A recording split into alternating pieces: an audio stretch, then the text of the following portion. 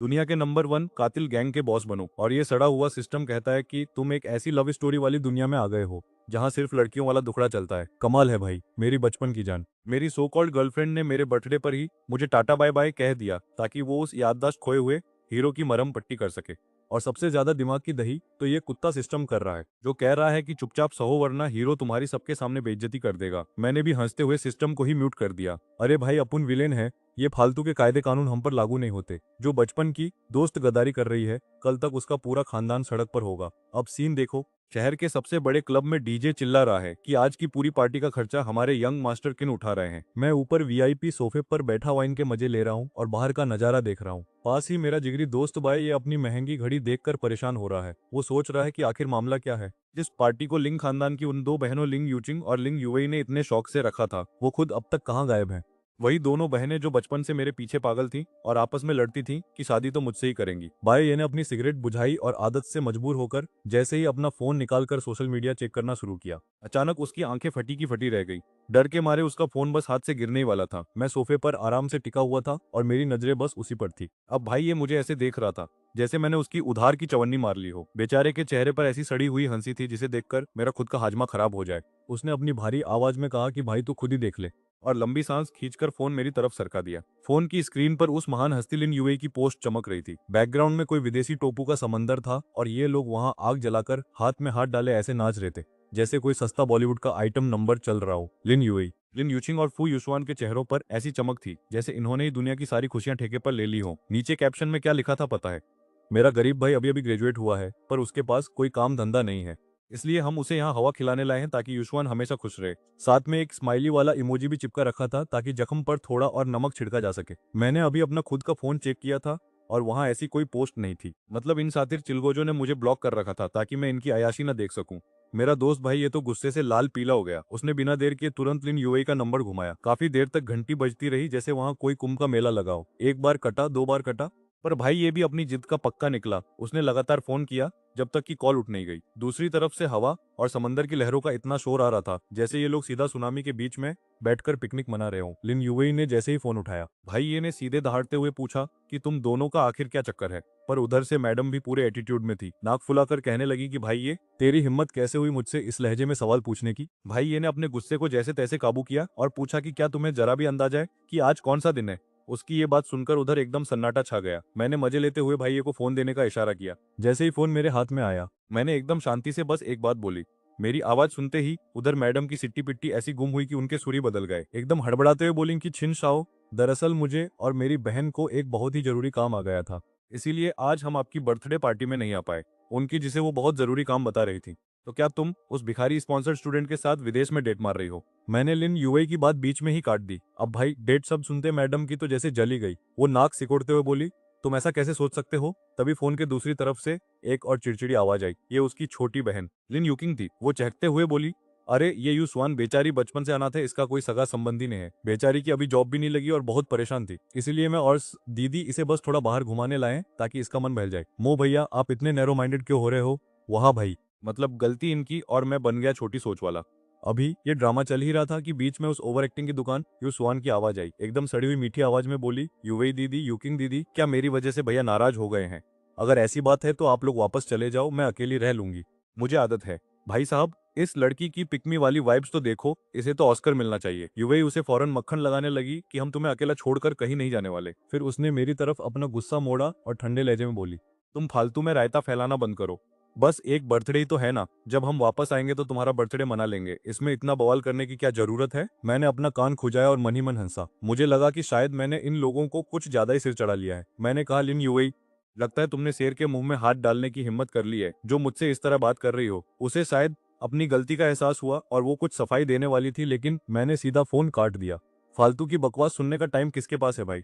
कुछ चीजें एक बार हाथ से निकल जाएं तो वापस नहीं आती। अब लिन परिवार को अपनी इन लाडलियों की करतूतों की भारी कीमत चुकानी होगी। उन्हें शायद याद नहीं कि मैं जिस जिन परिवार से आता हूँ वो इस शहर का सबसे अमीर और पावरफुल खानदान है। हमारा रसूख सिर्फ बिजनेस तक ही नहीं बल्कि ऊपर तक है। सिस्टम से लेकर अंडरवर्ल्ड तक हर जगह हमारी ही तूती बोलती है।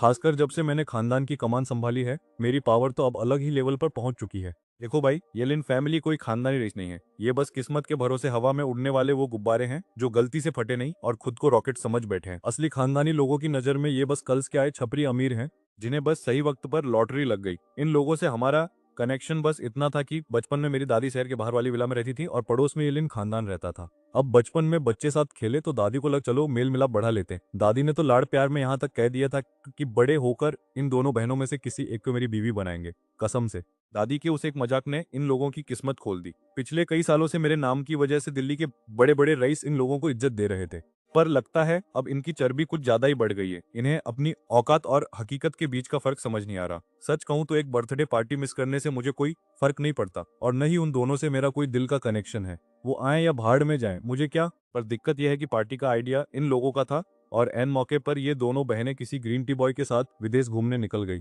अब पूरे शहर को पता है कि लिन खानदान की ये दोनों लड़कियां मेरी अमानत समझी जाती हैं। ये सिर्फ मुझे इग्नोर करना नहीं है, ये तो मेरे खानदान की इज्जत को सरेआम फुटपाथ पर रगड़ने जैसा है। जब इन लोगों में इतनी ही अकड़ है तो फिर मुझे भी विलेन बनने में क्या दिक्कत है। अगर इन्हें खुदकुशी करने का इतना ही शौक है तो भाई मैं भी इन्हें पूरा सपोर्ट करूंगा। मैंने अपना फोन भाई ये की तरफ फेंका और बिल्कुल कूल होकर बोला, अब और बहस की जरूरत नहीं है। जब मौत खुद चलकर दरवाजे पर दस्तक दे रही हो तो उसे खाली हाथ नहीं भेजना चाहिए। इन्हें मरना है तो मैं इन्हें जन्नत के दर्शन करा दूंगा। भाई ने स्क्रीन स्वाइप की और उसके चेहरे पर वो वाली स्माइल थी जो अक्सर तबाही से पहले आती है। उसने कहा, अब से इस शहर में लिन खानदान का नामो निशान नहीं रहेगा। जो लोग हमारे टुकड़ों पर पलकर हमें ही आंख दिखा रहे हैं, उनका गेम ओवर होना तो तय है। वैसे भी इन लोगों की अकल ठिकाने लगाने के लिए मैंने आज एक जबरदस्त सरप्राइज रेडी रखा है। ये बोलकर उसने ताली बजाई और अचानक कमरे का बंद दरवाजा धीरे धीरे खुलने लगा। दरवाजा खुलता है और बाहर की दुनिया की नामी गिरामी मॉडल और एक्ट्रेस की लंबी लाइन लग जाती है। कम से कम 10-15 तो होंगी ही, जो एक के बाद एक उस वीआईपी रूम में ऐसे घुस रही थी जैसे किसी सेल में डिस्काउंट मिल रहा हो। तभी सफेद बालों वाला अपना भाई यानी बेई ये सोफे पर पसरते हुए तुम्हारी तरफ इशारा करता है और कहता है, आज अपने चिन भाई का जन्मदिन है। अगर इन्हें अच्छे से खुश कर दिया तो समझो तुम्हारी चांदी ही चांदी है।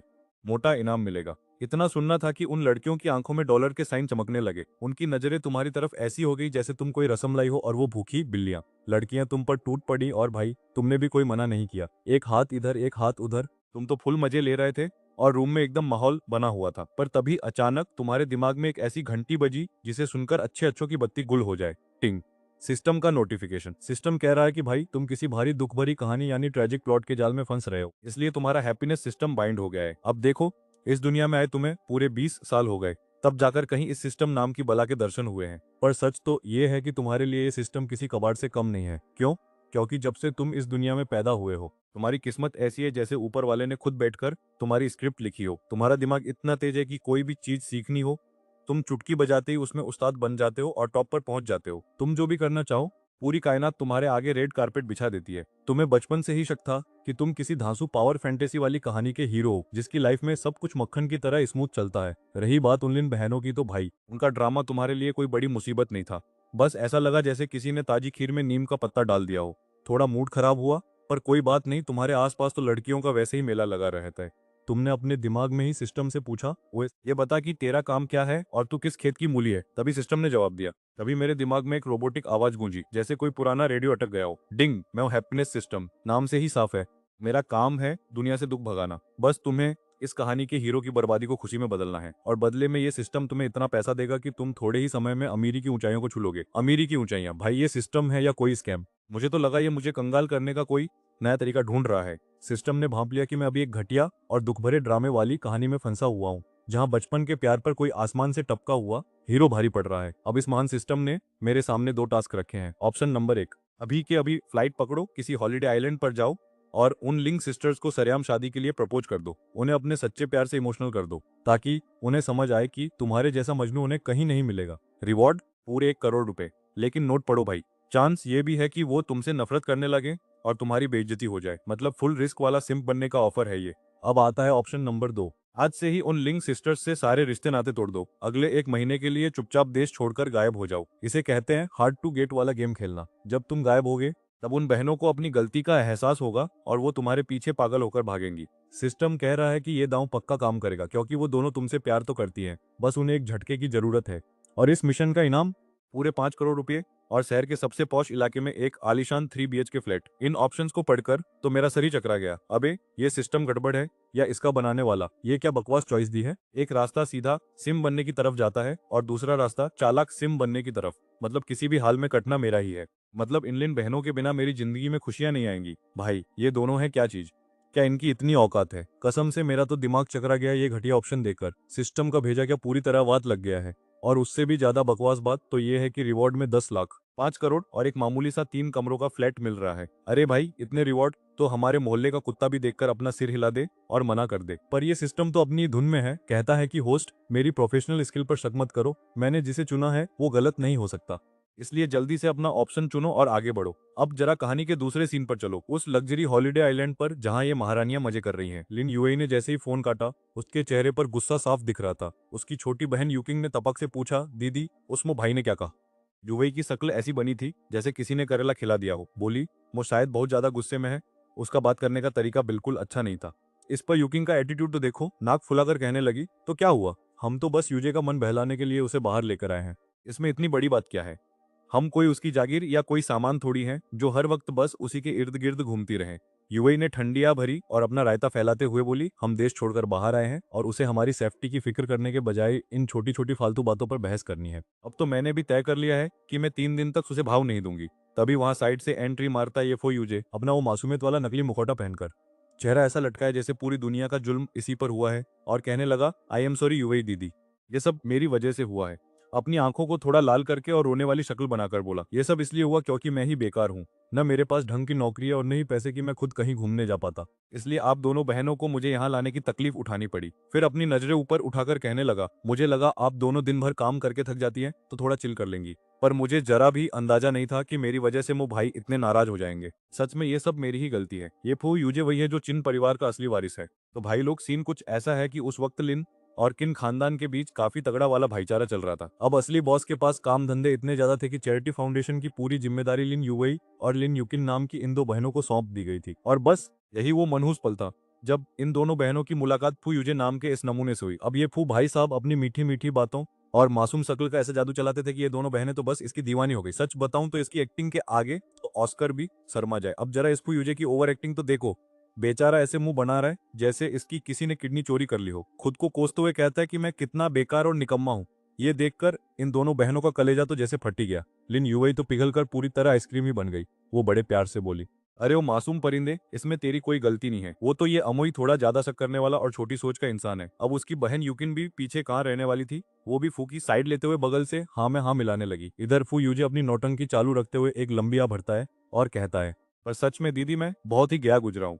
आप लोगों ने मुझ पर इतना भरोसा किया, मुझे सिखाया पढ़ाया और मैं एक ढंग की नौकरी तक नहीं ढूंढ पा रहा। अब इन दोनों बहनों ने एक दूसरे की आंखों में देखा और जैसे इनके बचे कुचे दिमाग की बत्ती भी गुल हो गई। यूवई बोली, अच्छा सुन, एक काम कर, कुछ दिनों बाद जब हम वापस जाएंगे तो तू किन ग्रुप ज्वाइन कर ले, मेरी सेक्रेटरी के तौर पर कैसा रहेगा। अब कहने को तो ये किन खानदान का बिजनेस था, लेकिन इन बहनों की गहरी दोस्ती की वजह से ये दोनों भी ग्रेजुएशन के बाद वहीं चैरिटी वाले डिपार्टमेंट में मैनेजर बनी बैठी थी। ये ऑफर सुनते ही फुयूजे की आंखों में ऐसी चमक आई जैसे किसी मोहल्ले के छपरी को फ्री का आईफोन मिल गया हो। भाई किन ग्रुप कोई छोटा मोटा ढाबा नहीं था, ये तो पूरे शहर की सबसे बड़ी कंपनी थी। वहां का लेवल इतना हाई था कि गेट पर खड़ा गार्ड भी किसी टॉप यूनिवर्सिटी से पढ़ा हुआ होता था। और हमारा ये फू भाई, ये तो किसी अरे गहरे नॉर्मल कॉलेज से पढ़ा हुआ था। इसके लिए तो ये बिल्कुल वैसे ही था जैसे बैठे बिठाए छप्पर फाड़कर लॉटरी निकल आना।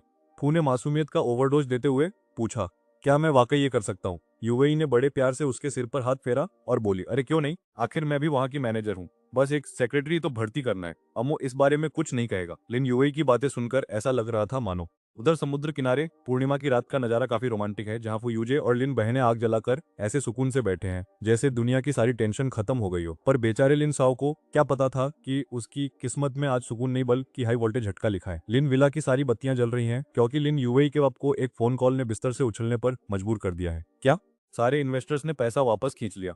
लिन साओ की आंखें तो ऐसे बाहर आ गई जैसे उसने कोई भूत देख लिया हो कि बॉस सिर्फ एक कंपनी नहीं, फोन की दूसरी तरफ उसकी जितनी भी कंपनियों के साथ हमारा कोलाबोरेशन था उन सब ने अभी अभी फोन करके डील कैंसिल कर दिए।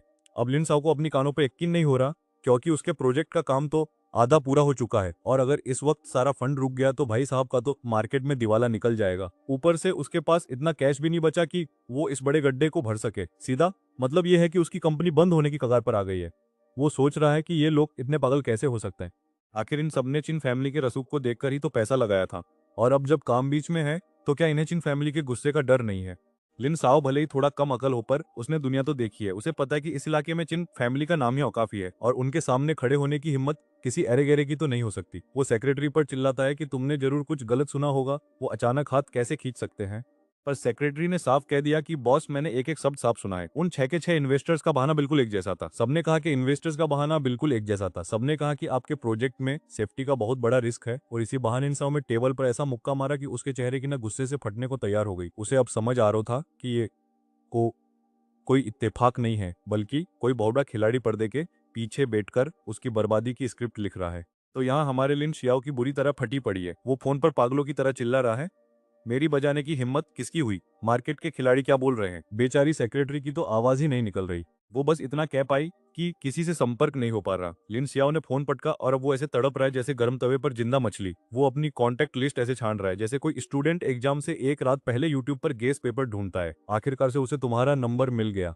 उसे समझ नहीं आ रहा कि उसके साथ ये मोए मोए वाला सीन अचानक कैसे हो गया, पर उसे इतना पता है कि अब सिर्फ तुम ही उसकी डूबती नैया को पार लगा सकते हो। फोन की घंटी लगातार बज रही है, पर दूसरी तरफ से कोई रिस्पॉन्स नहीं है। लिन शियाओ के हाथ ऐसे कांप रहे हैं जैसे उसे ठंड लग रही हो। वो पागलों की तरह बार बार तुम्हारा नंबर डायल किए जा रहा है। उठा क्यों नहीं रहा? सो गया क्या? अबे उठा ले भाई, वरना मेरा पत्ता साफ हो जाएगा। वही दूसरी तरफ यहाँ तो फुल ऑन पार्टी चल रही है। मस्ती के माहौल के बीच भाई एक ही नजर तुम्हारे फोन पर पड़ती है, जो टेबल पर किसी डिस्को लाइट की तरह चमक रहा है। भाई तेरा फोन बज रहा है। भाई ये ने ड्रिंक का घूंट भरते हुए तुम्हारी तरफ देखा। तुमने फोन की स्क्रीन देखी, और तुम्हारे चेहरे पर वो वाली मुस्कान आई जो विलेन की लंका लगाने से पहले हीरो के चेहरे पर आती है। लिन सियाओ, इस नमूने की अभी भी हिम्मत है मुझे फोन करने की? वैसे सच कहूं तो जैसी बाप वैसी बेटियां। लिन खानदान की लड़कियों में जो ये मैं ही भगवान हूं वाला एटीट्यूड है ना, वो सीधा इनके खराब जेनेटिक्स का नतीजा है। लिन सियाओ ने बरसों से किन खानदान के साथ अपने थोड़े बहुत रिश्तों का चूर्ण बेचकर बाहर खूब आबाजी की है, और बहुत माल बटोरा है। मार्केट में इसकी इज्जत वैसी है जैसे बिन बुलाए बाराती की होती है। ये बंदा तो बाहर ये तक ढिंडोरा पीट चुका है कि बहुत जल्द ये किन खानदान के साथ रिश्तेदारी जोड़कर हाई सोसाइटी का परमानेंट मेंबर बनने वाला है। देखो भाई, सीधा सा लॉजिक है। अगर ये लोग तमीज से रहते तो तुम इन्हें पूरी जिंदगी ऐश कराते, और लिन खानदान की 7 पीढ़ियां बैठकर खाती। पर जब कुत्ते को खिलाने वाला हाथी वो काटने लगे तो उसे उसकी औकात याद दिलानी पड़ती है। आखिर एक जानवर को भी पता होता है कि उसका असली मालिक कौन है, पर ये तो खुद को ही खुदा समझ बैठे थे। तुमने फोन उठाया, और जैसे ही कॉल कनेक्ट हुआ, उधर से लिन सियाओ की रोने वाली आवाज आई, सियाओ बेटा, शुक्र है तुमने फोन उठा लिया। अभी अभी खबर आई है कि उन सारे इन्वेस्टर्स ने अपने हाथ खींच लिए हैं, और सांप ऐसा डूब रहा है। तुमने उसकी बात बीच में ही काट दी, क्योंकि तुम्हें फालतू का ड्रामा सुनने में कोई दिलचस्पी नहीं थी। तुमने बस इतना कहा, लिन अंकल मुझे इस बारे में सब पता है। सीधी बात, नो बकवास। अगर वो इन्वेस्टर भाग रहे हैं तो ये उनका अपना फैसला है। सच बताऊं तो मैं खुद हैरान हूं कि उन लोगों की सूंघने की शक्ति कितनी तेज है। मैंने अभी बस हल्का सा इशारा ही किया था और उन्होंने अपना बोरिया बिस्तर समेटकर पलटी मार ली। अब इधर लिन शाओ बेचारा घबराहट में पूछ रहा है कि छोटे मुंह, तुम्हारे इस इशारे का आखिर क्या मतलब है? तो हमारे हीरो ने भी टशन में कह दिया कि ज्यादा खुजली है तो जाके अपनी उन 2 महान बेटियों से पूछ लो। फोन करते ही लिन शाओ को ऐसा लगा जैसे उसके ऊपर आसमान टूट पड़ा हो। ये तो अब शीशे की तरह साफ था कि लिन खानदान की जो बैंड बज रही है उसके पीछे अपने भाई का ही हाथ है। लेकिन भाई, ये कौन सा इंटरनेशनल जोक चल रहा है? अगर चिन खानदान ने लिन परिवार पर हाथ डाल दिया तो इस लिन जैसे कल के पैदा हुए अमीर की क्या औकात की वो टिक पाए? लिन शाओ की तो अब सच में फटने लगी थी। उसे समझ नहीं आ रहा था कि आखिर आज ऐसा क्या पहाड़ टूट पड़ा। क्या उसकी बेटियों ने सच में दिमाग बेच खाया है? खैर, अच्छी बात यह थी कि आज जो भी तमाशा हुआ वो कोई टॉप सीक्रेट नहीं था, तो उसे सारी जानकारी आसानी से मिल गई। अपने विला में बैठकर टेंशन में सिगरेट के धुएं उड़ाते हुए जब लिन शाओ को पूरी रामकथा पता चली तो उसे लगा शायद उसके कान ही खराब हो गए हैं। उसने अपने असिस्टेंट से दोबारा पूछा, तो तुम्हारा मतलब है कि युवेई और यूचिंग ने आज मुझको धोखा दे दिया और उस फू यूजे नाम के लड़के के साथ विदेश में मटर गश्ती करने निकल गई? असिस्टेंट ने भी बेचारे ने धीरे से कह दिया कि हाँ मालिक।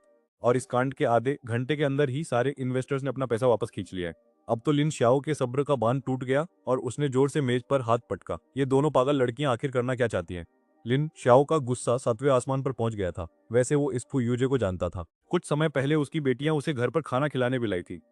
उस वक्त भी उसे दाल में कुछ काला लगा था, लेकिन उसने तब ज्यादा ध्यान नहीं दिया था। लिन साओ को लगा था कि इन अमीरजादी लड़कियों के लिए किसी चॉकलेट बॉय को पालना बस एक नया शौक या टाइम पास है, इसलिए उसने इसे ज्यादा सीरियसली नहीं लिया। पर उसे क्या पता था कि कहानी में इतना बड़ा लोचा हो जाएगा। इन दोनों बेवकूफों ने एक नल्ले के चक्कर में पूरे किन परिवार से पंगा ले लिया है। भाई, इनके दिमाग में भूसा भरा है, यह पैदाइशी ऐसी है। लिन साओ का गुस्सा 7वें आसमान पर था और उसका पूरा शरीर गुस्से से कांप रहा था।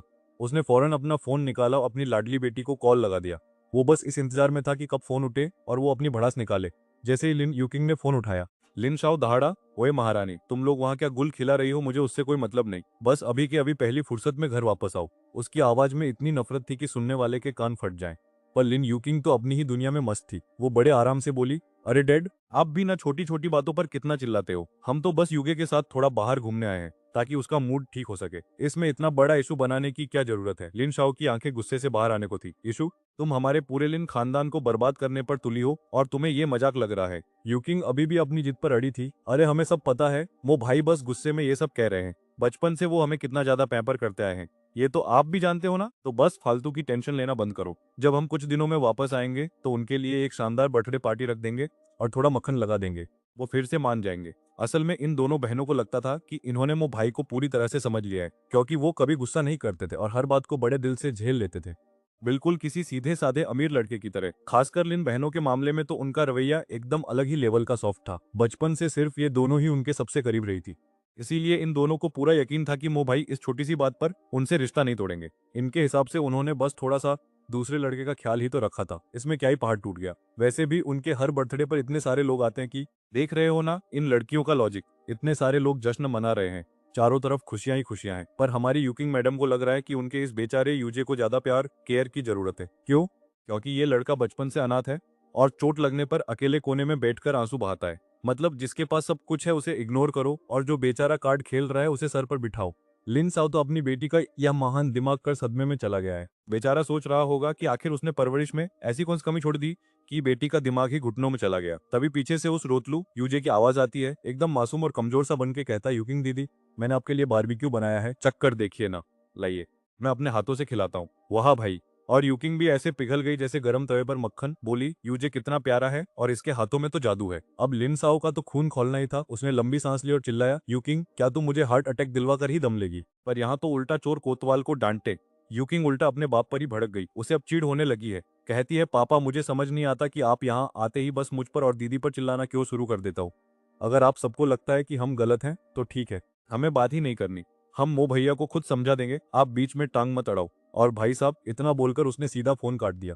लिन साओ पागलों की तरह कॉल करता रहा, पर यूकिंग और उसकी बहन यूई ने फोन ऐसे इग्नोर किया जैसे उधार मांगने वाले का फोन किया जाता है। लिन साओ तो अब सच में पागल होने की कगार पर है। उसे दिख रहा है कि हाथ आया हुआ जैकपॉट फिसल रहा है। किन फैमिली के साथ रिश्ता जुड़ने वाला था जिससे इनकी किस्मत चमक जाती। यहाँ तक कि घर की दादी भी इस शादी के लिए फुल सपोर्ट में थी। सब कुछ एकदम 10/10 सेट था। पर ठीक एंड टाइम पर इन दोनों अकल की दुश्मन लड़कियों ने पूरे किए कराए पर पानी फेर दिया। अचानक ये फू यूजे नाम का नमूना कहाँ से टपक गया? भाई, अगर तुम्हें इन चिकने चेहरों का इतना ही शौक है तो कम से कम छुप छुप कर गुल खिलाओ ना। सीधा सोशल मीडिया पर फोटो डाल दी। क्या इन्हें लगता है कि किन फैमिली वाले बिल्कुल ही अनपढ़ गंवार हैं? लिन सियाओ गुस्से के मारे लाल पीला हो गया और उसने अपना सोफे पर दे मारा।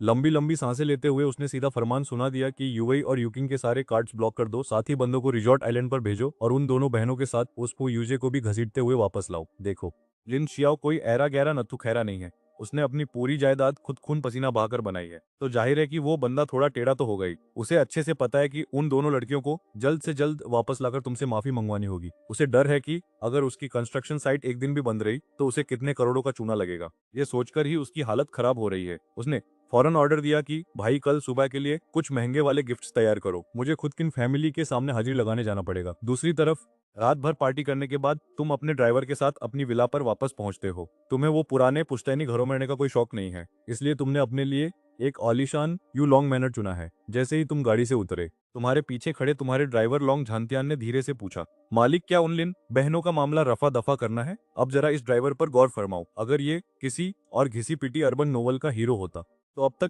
इसका नाम ड्रैगन किंग जैसा कुछ धाकड़ होता। इसकी हिस्ट्री इतनी अजीब है कि क्या ही बताऊं। बचपन में ही किन फैमिली ने इसे एक वफादार लड़ाके के तौर पर पाला था। इसने ऐसी खतरनाक ट्रेनिंग ली है जिसे सुनकर ही रोंगटे खड़े हो जाएं।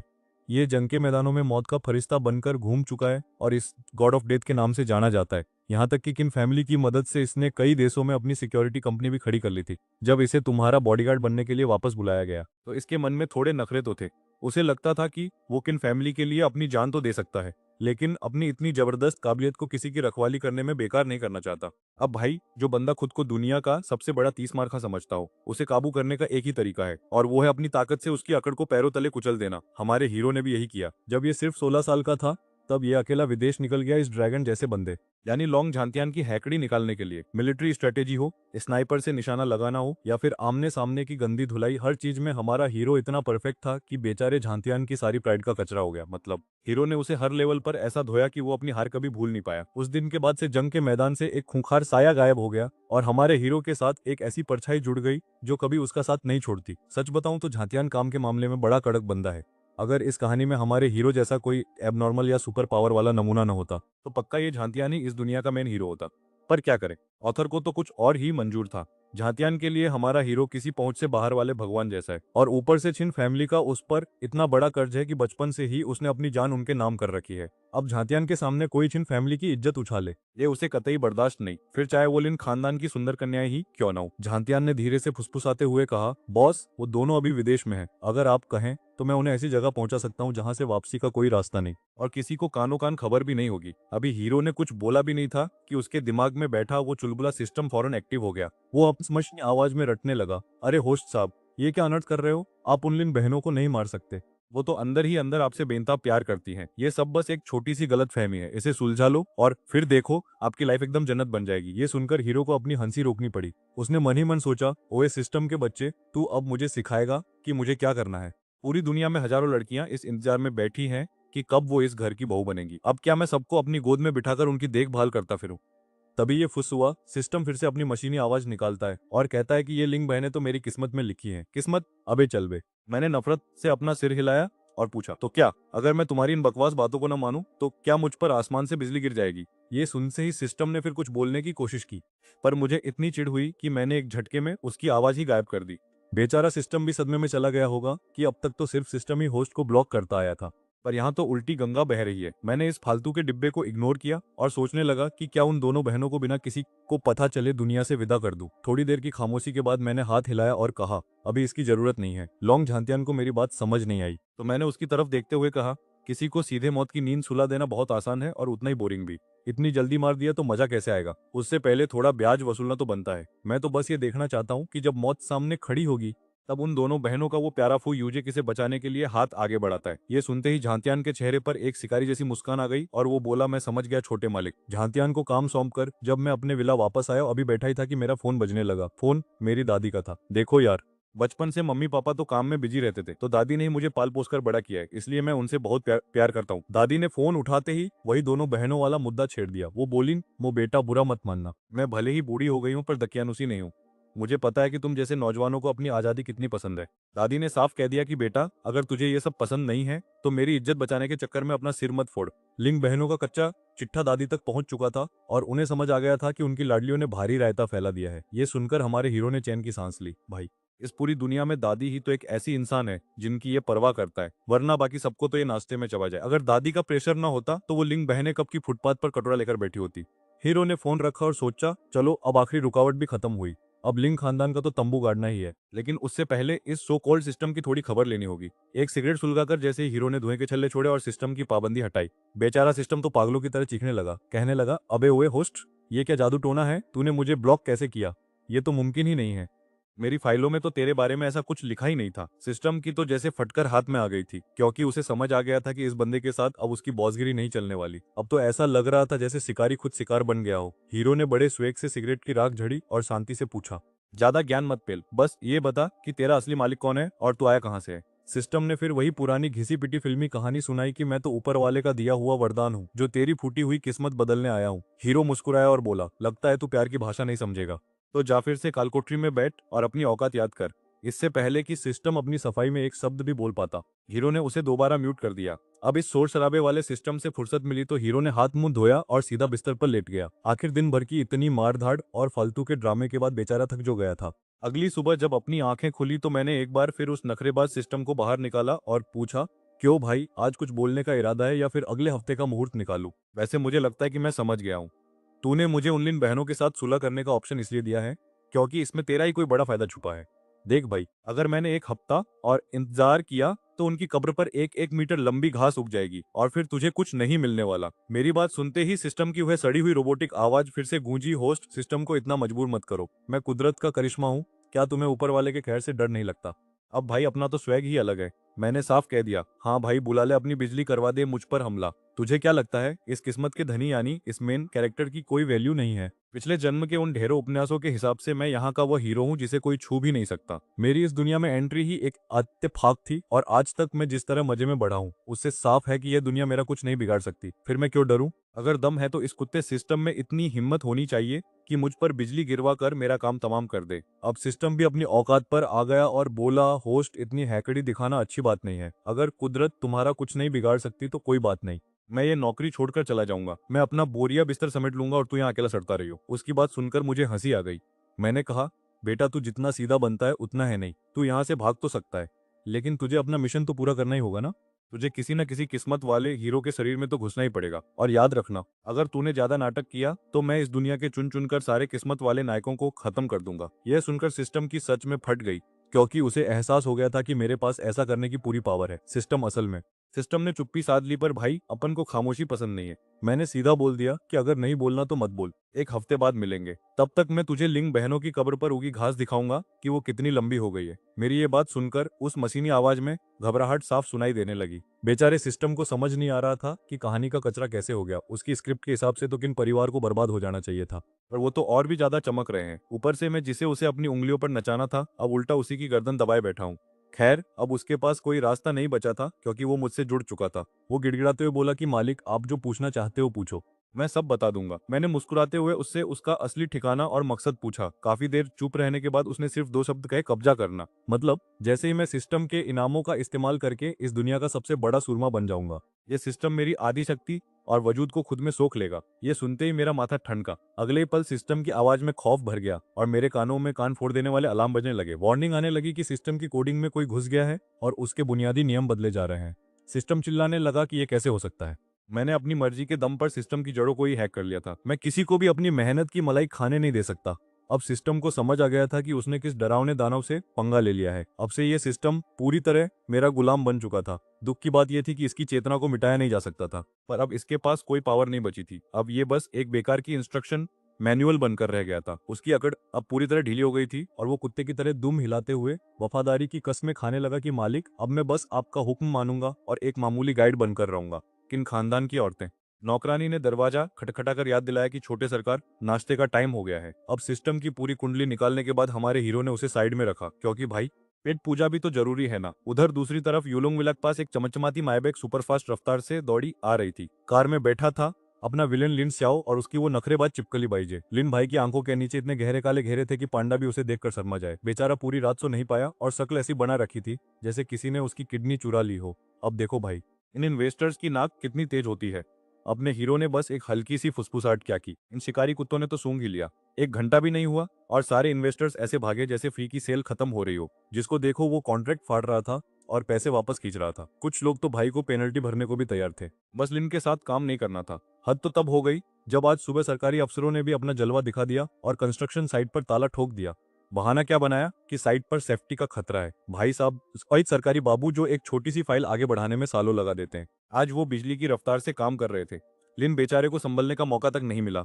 एक ही रात में पूरी दुनिया उथल पुथल हो गई। लिन ने अपने पुराने लंगोटिया यारों और बिजनेस वाले दोस्तों को भी फोन घुमाया, पर भाई वक्त बुरा हो तो परछाई भी साथ छोड़ देती है। किसी ने उसका फोन तक नहीं उठाया। पावर क्या चीज होती है और ये कितनी डरावनी सकती है, ये उसे आज पहली बार समझ आ रहा था। उसने सोचा कि चलो दादी अम्मा से सिफारिश लगवाता हूँ, शायद वो पोते को बचा ले। पर दादी भी हमारी फुल स्वैग में निकली।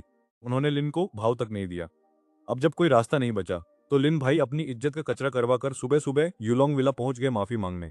पर किस्मत देखो, लिन खानदान की महंगी गाड़ी को गेट के अंदर एंट्री तक नहीं मिली। बेचारा लिन और उसकी वो नखरेबाज पार्टनर गेट के बाहर ही खड़े होकर उस आलीशान विला को ऐसे निहार रहे थे जैसे कोई गरीब बच्चा बंद पड़ी खिलौने की दुकान को देखता है।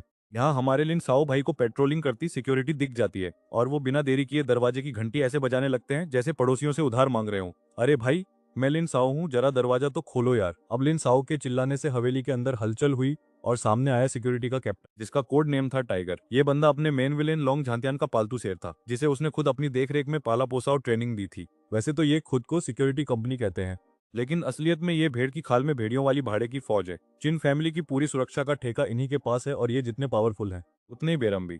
इस वक्त टाइगर के चेहरे पर एक ऐसी घटिया मुस्कान थी जैसे उसने किसी की बेइज्जती करने का स्पेशल कोर्स किया हो। वो मन ही मन सोच रहा था कि लिन फैमिली के दिन अब लद गए। पहले जब लोंग झांतियान इनका ख्याल रखता था तो टाइगर भी मजबूरी में इज्जत देता था, पर अब जब लिन बहनों ने खुद ही अपनी कब्र खोदनी शुरू कर दी है तो टाइगर को लिन खानदान के किसी भी बंदे को घास डालने की जरूरत नहीं है।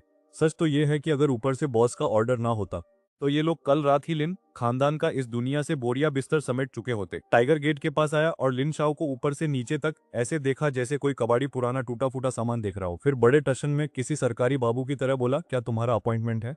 लिन शाओ का चेहरा तो ये सुनकर जैसे फ्रीज ही हो गया। टाइगर समझ गया कि इसके पास कोई अपॉइंटमेंट नहीं है तो वो बोला, अच्छा तो इसका मतलब है कि नहीं है, तो फिर वापस फुट लो। हमारे छोटे मालिक बहुत बिजी हैं और हर एरा गैरा नत्थु खैरा उनसे नहीं मिल सकता। टाइगर मुड़कर जाने ही वाला था कि लिन शाओ गिड़गिड़ाने लगा, अरे छोटे भाई जरा ध्यान से तो देख, मैं लिन शाओ हूँ, लिटिल मो का सगा अंकल। हम पहले मिल भी चुके हैं और वैसे भी मुझे चिन फैमिली की दहलीज पार करने के लिए कभी किसी अपॉइंटमेंट की जरूरत नहीं पड़ी। टाइगर थोड़ा टेढ़ा होकर मुस्कुराया और लिन शाओ की आंखों में देखते हुए बोला, वही तो भाई, वो पहले की बात थी, अब वक्त बदल चुका है। लिन साओ की तो जैसे जमीन ही खिसक गई और उसे शर्म के मारे छिपने की जगह नहीं मिल रही थी। वहीं पास में खड़ी बाई जी के चेहरे पर गुस्सा साफ झलक रहा था। अब देखो, ये बाई जी लिन बहनों की सगी मानी है और इनकी उम्र अभी बस 30 साल के आसपास ही है। वो पागलों की तरह चिल्ला रही थी और लिन शाओ के चेहरे के एक्सप्रेशन तो ऐसे थे जैसे किसी ने उसकी ताजी कॉफी में नमक डाल दिया हो। अब भाई भाई जे जो भी हो, आखिर लिन शाओ की बीवी थी और तुम भी तो लिन शाओ की आंखों के सामने ही बड़े हुए हो, तो उस हिसाब से वह तुम्हारी बड़ी हुई। अब अपनी घरवाली को नौकरों के हाथों पिटता देखकर लिन शाओ का गुस्सा 7वें आसमान पर पहुंच गया था। भले ही वो यहाँ माफी मांगने आया था। तभी अंदर मची इस हलचल की आवाज सुनकर तुम हवेली के दरवाजे पर पहुंच जाते हो। तुम्हें देखते ही लिन शाओ की आंखों में जैसे जान आ गई और वह तुरंत बोलने लगा कि शाओ मो देखो जरा अपने इन नौकरों को, इन्हें ऊंच नीच का कोई अंदाजा नहीं है। इन्होंने मेरी बीवी की कलाई ही तोड़ दी। इसी बीच टाइगर ने पीछे मुड़कर तुम्हें देखा और तुरंत सिर झुकाकर माफी मांगी। उसने कहा कि सॉरी बॉस, है औरत यहाँ फालतू का तमाशा कर रही थी और मुझसे देखा नहीं गया। तुमने अपना हाथ उठाकर टाइगर को चुप रहने का इशारा किया और गेट के पास आकर अपने आदमियों को दरवाजा खोलने के लिए कहा। गेट के बाहर लिन स्याओ अपनी बीवी को सहारा दिए खड़ा था और उसके चेहरे पर एक अजीब सी जीत वाली मुस्कान थी। खासकर वह बाई जे जो टाइगर को ऐसे घूर रही थी जैसे कच्चा ही चबा जाएगी। वैसे तो बाई जे की उम्र 30 के पार थी, लेकिन महंगे क्रीम और पाउडर का कमाल था कि वो अभी भी 20 साल की लड़की जैसी ही दिख रही थी और अपनी उम्र की वजह से उसमें एक अलग ही मैच्योर वाली वाइब आ रही थी। अब वो अपनी आंखों में नकली आंसू भरकर मासूम बनने का नाटक करने लगी और बोली कि श्याओ मो देखो अपने इन पालतू कुत्तों को, इनकी इतनी हिम्मत कि मुझ पर हाथ उठाया। इन्हें अभी के अभी नौकरी से निकालो और इस बदतमीज आदमी से कहो कि मुझे कम से कम 10 लाख का हर्जाना दे। टाइगर ने उसकी बातों पर कोई ध्यान नहीं दिया और बस तुम्हारे सामने सिर झुकाए खड़ा रहा। तुमने बस एक हल्की सी मुस्कान दी और पीछे की तरफ इशारा करते हुए शांति से कहा कि इस औरत का दिमाग खराब हो गया है, जाओ जाओ जरा इसे अच्छे से सबक सिखाओ। अब आगे कैसे बात करनी है, ये सुनते ही टाइगर की आंखों में चमक आ गई और उसके चेहरे पर वही कमीनी वाली स्माइल दिखने लगी। उसने कहा, फिक्र मत कीजिए छोटे मालिक, और अपने लड़कों को इशारा कर दिया कि इस बाई जी को कुत्तों की तरह घसीट कर ले जाओ। अब बाई जी की तो फटकर हाथ में आ गई थी। वो डर के मारे पीछे हटने लगा और लिंग साओ की गोद में घुसने की कोशिश करने लगा। पर हमारे टाइगर और उसके बंदे कितने खतरनाक है ये तो तुम जानते ही हो। उन्होंने बेचारे को किसी मुर्गी के बच्चे की तरह हवा में उठा लिया। लिंग साओ ने बीच में आने की हिम्मत तो की, पर जैसे ही उसकी नजर टाइगर से मिली, बेचारा थर थर कांपने लगा और उसका गला सूख गया। अब साइड में ले जाकर बाई जी के मासूम चेहरे पर थप्पड़ों की बारिश शुरू हो गई। वो गोरा मुखड़ अब किसी सूजे हुए लाल टमाटर जैसा दिख रहा था और मुंह से खून भी निकलने लगा था, पर टाइगर को घंटा फर्क नहीं पड़ रहा था। उसका हाथ रुकने का नाम ही नहीं ले रहा था। लिंग साओ से ये सब देखा नहीं जा रहा था, तो उसने तुम्हारी तरफ देखा ताकि शायद तुम थोड़ी दया दिखाओ, पर तुम तो बड़े आराम से स्माइल कर रहे थे जैसे बगल में कोई कीर्तन चल रहा हो। तुमने बड़े ठंडे दिमाग से कहा, लिंग चाचा यहाँ खड़े खड़े मेरे पैर दुख रहे हैं, आपको मुझसे कुछ काम था ना, तो चलिए वहां बैठकर बात करते हैं। पूरे टाइम तुमने उस पिटते हुए लड़के की तरफ मुड़कर देखा तक नहीं, बस वही हीरो वाली स्माइल चिपकाए रखी। अगर बाजू में बाई जी के चीखने की आवाजें नहीं आ रही होती तो बेचारा लिंग शाओ तो यही समझता कि तुम दुनिया के सबसे शरीफ इंसान हो। वो विला काफी बड़ा था और वहाँ एक मस्त खुला हुआ बैठने का इंतजाम भी था। तुम वहां जाकर ऐसे बैठ गए जैसे अपनी पुश्तैनी जायदाद हो और नौकर दौड़े दौड़े तुम्हारा गर्मा गर्म नाश्ता ले आए। तुमने बड़े प्यार से पूछा, तो लिंग चाचा इतनी सुबह सुबह यहाँ तक आने की तकलीफ क्यों की? वैसे मैंने आज के ब्रेकफास्ट में आपका हिस्सा नहीं रखा है तो बुरा मत मानिएगा। तुम मुस्कुराते हुए लिंग शाओ को देख रहे थे और पीछे से बाई जी की चीखें किसी बैकग्राउंड म्यूजिक की तरह गूंज रही थी। ये सब देखकर बेचारे लिंग शाओ की रूह कांपने लगी थी। लिन साओ के तो पैरों तले जमीन ही खिसक गई और उसकी रूह तलवों से होती हुई सीधे सिर के पार निकल गई। उसे अंदाजा भी नहीं था कि अपना हीरो उम्मीद से कहीं ज्यादा खतरनाक निकलेगा। बेचारा कांपते हुए सोफे पर बैठ गया और एक लंबी सांस खींचकर अपनी सारी हिम्मत बटोरते हुए बोला, बेटा मो, मुझे यू वई और यू किंग की उन हरकतों के बारे में सब पता चल गया है। उन दोनों नालायकों ने जो किया वो वाकई बहुत गलत था। मैंने उन्हें फौरन देश वापस लौटने का हुक्म दे दिया है और यकीन मानो उनके आते ही मैं उनकी ऐसी धुलाई करूंगा कि वो नानी याद रखेंगे। आखिर अभी बच्चे ही तो हैं, नादान समझकर उन्हें एक बार माफ कर दो ना। अपना मुंह आराम से दूध पी रहा था और उसके चेहरे पर रत्ती भर भी फर्क नहीं पड़ा। गिलास मेज पर टिकाते हुए वो बड़े सुकून से बोला, लिन अंकल, ये आप कैसी बहकी बहकी बातें कर रहे हैं? मेरा उन दोनों लड़कियों से कोई लेना देना नहीं है, तो फिर ये माफी और तौबा का ड्रामा किस लिए? लिन शाओ का तो चेहरा ही उतर गया, जैसे किसी ने उसकी लॉटरी का टिकट फाड़ दिया हो। वो हकलाते हुए बोला, अरे मो बेटा, गुस्से में आकर ऐसी बातें मत करो। तुम तो उनके साथ बचपन से बड़े हुए हो, इतने सालों का रिश्ता है तुम्हारा। अगर तुम उन्हें नहीं समझोगे तो कौन समझेगा? वो दोनों लड़कियां तो तुम्हें पागलों की तरह पसंद करते हैं यार। यह सुनते ही मो की आंखों में अंगारे दहकने लगे और उसने ठंडे स्वर में पूछा, तो आपका मतलब है कि मैं थाली सजाकर उनकी आरती उतारूं और उनका शुक्रिया अदा करूं? रिन साओ का पूरा शरीर थरथराने लगा और वो पागलों की तरह हाथ हिलाकर बोलने लगा, नहीं नहीं, मेरा वो मतलब बिल्कुल नहीं था। मो ने एक फीकी हंसी हंसी और बड़े ही बेबाक अंदाज में कहा, देखो अंकल, मैं साफ लफ्जों में बता देता हूँ, वो लिन बहनें मेरे लिए किसी कचरे से कम नहीं है। मुझे तो बस इस बात पर हैरानी हो रही है कि तुम लोगों ने मेरे परिवार को क्या कोई चैरिटी ट्रस्ट समझ रखा है। एक तरफ तो तुम मेरे खानदान के रसूख और सुविधाओं के मजे लूट रहे हो और दूसरी तरफ मेरी ही पीठ में छुरा घोंपकर मेरी इज्जत मिट्टी में मिला रहे हो। सच कहूं तो मैं बस ये पूछना चाहता हूँ कि आखिर इतनी हिम्मत लाते कहाँ से हो? क्या तुम्हें शक्ति कपूर ने अपना कॉन्फिडेंस सुधार दिया है? वो अपनी जगह से खड़ा हुआ और लिन साओ के गाल को बड़े प्यार से थपथ पाते हुए उसके चेहरे के एकदम पास आया। उसकी आंखों में देखते हुए उसने चेतावनी दी, ये कभी मत भूलना कि जो कुछ भी आज तुम्हारे पास है उसे मैं एक झटके में मिट्टी में मिला सकता हूँ। कुछ गलतियां ऐसी होती हैं जिनका हर्जाना तो भरना ही पड़ता है। वैसे भी ये सब तो बस बिजनेस का एक छोटा सा हिस्सा है। तुम्हारी इतनी बड़ी औकात नहीं है कि मैं तुम्हें बर्बाद करने के लिए अपनी नींद खराब करूं। अब अपना देख लो बेटा, क्योंकि असली तमाशा तो अब शुरू होगा। सच बोलूं तो तुमने अभी तक इन लिंग खानदान वालों पर कोई बड़ा सीधा हमला किया ही नहीं था। बस कल रात ऐसे ही मजे मजे में कह दिया था कि अब लिंग परिवार के होने की कोई जरूरत नहीं है। देखो भाई, जब तुम इस लेवल पर पहुंच जाते हो ना, तो तुम्हारी एक हल्की सी बात भी किसी की किस्मत चमका सकती है या फिर उसकी मौत का फरमान बन सकती है। यही तो असली पावर का जलवा है। जैसे एक शेर बस अपनी बॉडी को थोड़ा हिलाए और कोई नन्ही सी चींटी अनजाने में ही कुचली जाए। अब इतनी सुबह सुबह ये रोना धोना देखकर तुम्हें थोड़ी चिढ़ होने लगी थी। तुमने एक थका हुआ चेहरा बनाया और हाथ हिलाते हुए बस इतना कहा कि सुबह सुबह यहाँ आकर मातम मना रहे हैं। मेरा मूड खराब कर दिया, इन सबको यहाँ से बाहर फेंको। बस इतना बोलकर तुम वहां से पलट कर निकल लिए। लिंग साओ वहां एकदम बुद्ध बनकर खड़ा रह गया और उसका पूरा शरीर गुस्से और डर से कांप रहा था। उसे समझ ही नहीं आ रहा था कि तुम इतने पत्थर दिल कैसे हो गए कि उसके खानदान को एक छोटा सा मौका तक नहीं दिया। वो चिल्ला कर बोला कि मो बेटा, मैंने तुझे अपनी आंखों के सामने बड़ा होते देखा है। वो बेचारा अभी अपना इमोशनल कार्ड खेल रहा था कि गार्ड्स ने उसे दबोच लिया और साथ में उस भाई जी को भी घसीटा जिसका थोबड़ा पहले ही सूजा हुआ था और दांत टूट चुके थे। दोनों को कचरे की तरह हिला के बाहर फेंक दिया गया। टाइगर ने उन्हें जमीन पर लौटते हुए देखा और नफरत से थूक कर जाने लगा। तभी लिंग साओ की बुरी तरह फट गई और वो बेबसी में चिल्लाया कि तुम मेरे साथ ऐसा नहीं कर सकते। अगर तुमने ऐसा किया तो तुम पूरी जिंदगी मेरी बेटी के साथ नहीं रह पाओगे। ये घटिया धमकी सुनते ही वहां खड़े बॉडीगार्ड्स की हंसी छूट गई। टाइगर ने अपना सिर पीट लिया कि यार, मुझे सच में समझ नहीं आता, तुम्हारी दोनों बेटियां क्या सोने की बनी हैं? ऐसी बकवास करते हुए क्या तुम्हें जरा भी हंसी नहीं आती? इतने सालों से भले ही वो लिन बहनें मेरे आसपास घूमती थी, लेकिन हकीकत तो यह है कि वो खुद ही मुझ पर आकर चिपकती थी। स्कूल में वो रोज मेरे लिए प्यार भरा खाना लाती थी, छुट्टी होने पर गेट के बाहर मेरा इंतजार करती थी और जब मुझे चोट लगती थी तो बेशर्मों की तरह हालचाल पूछने आ जाती थी। अब ये लिन परिवार वाले इसे ऐसा ऐसे दिखा रहे हैं जैसे मैं उनके पीछे हाथ धोकर पड़ा था। दूर खड़े होकर मैं भी बस यही सोच रहा था कि भाई कसम, ये सिस्टम झूठ नहीं बोल रहा था। ये दुनिया सच में किसी घटिया और इमोशनल ड्रामे वाली कहानी है, वरना किसी नॉर्मल इंसान का दिमाग इतना सड़ा हुआ नहीं हो सकता। मैंने चिल्ला कर कहा कि इसे यहाँ से भगाओ, सुबह सुबह फालतू में मेरा मूड खराब कर दिया और अगली बार किसी भी फालतू बंदे को मेरी शांति भंग करने मत देना। लिन साओ को बॉडीगार्ड ने एक झटके में धक्के मारकर हवेली से बाहर निकाल दिया। गुस्से के मारे उसके चेहरे की नसें फटने को तैयार थी। इतने सालों में पहली बार किसी ने उसकी ऐसी खातिरदारी की थी। उसका मन तो कर रहा था कि उस बॉडीगार्ड को वहीं पीट दे, लेकिन जैसे ही उसे अपनी डूबती हुई कंपनी और हाथ से जाती हुई अमीरी याद आई, उसने एक लंबी सांस ली। उसे लगा कि अभी बात बिगड़ी नहीं है। उसे लगा कि मैं बस अभी गुस्से में हूं और इसकी जड़ उसकी दोनों बेटियां ही हैं। अगर वो उन दोनों को यहाँ लाकर मुझसे माफी मंगवाएगा तो सब ठीक हो जाएगा। उसे पूरा भरोसा था कि 10 साल पुराने बचपन वाले प्यार के आगे मैं पिघल जाऊंगा। लिन शाओ ने हवेली की तरफ देखते हुए कहा कि छोटे मुंह, मुझे पता है तुम अभी गुस्से में हो। अगर आज बात नहीं करना चाहते तो कोई बात नहीं, मैं फिर कभी आऊंगा। शेर की खाल ओढ़े इन शिकारी कुत्तों की बातें सुनकर टाइगर और उसके साथी जोर से हंसने लगे। वे बोले कि बेटा, ज्यादा चूंच पड़ मत कर और चुपचाप हमारे हाथ की सफाई देख ले। यह सुनते ही लिंग साओ की ऐसी फटी कि उसे जोरों की कंपकंपी छूट गई। वो एक पल भी वहां नहीं रुका और उस सूजे हुए सुअर जैसे चेहरे वाले भाई जे को लेकर दुम दबाकर भाग निकला। उधर विला के अंदर मैं मजे से अपनी मॉर्निंग चाय की चुस्कियां ले रहा था और मेरे दिमाग में सिस्टम अपनी पतली आवाज में रायता फैला रहा था। अब भले ही इस सिस्टम के पास कोई पावर नहीं बची है, पर यह शांति से बैठने वालों में से नहीं है।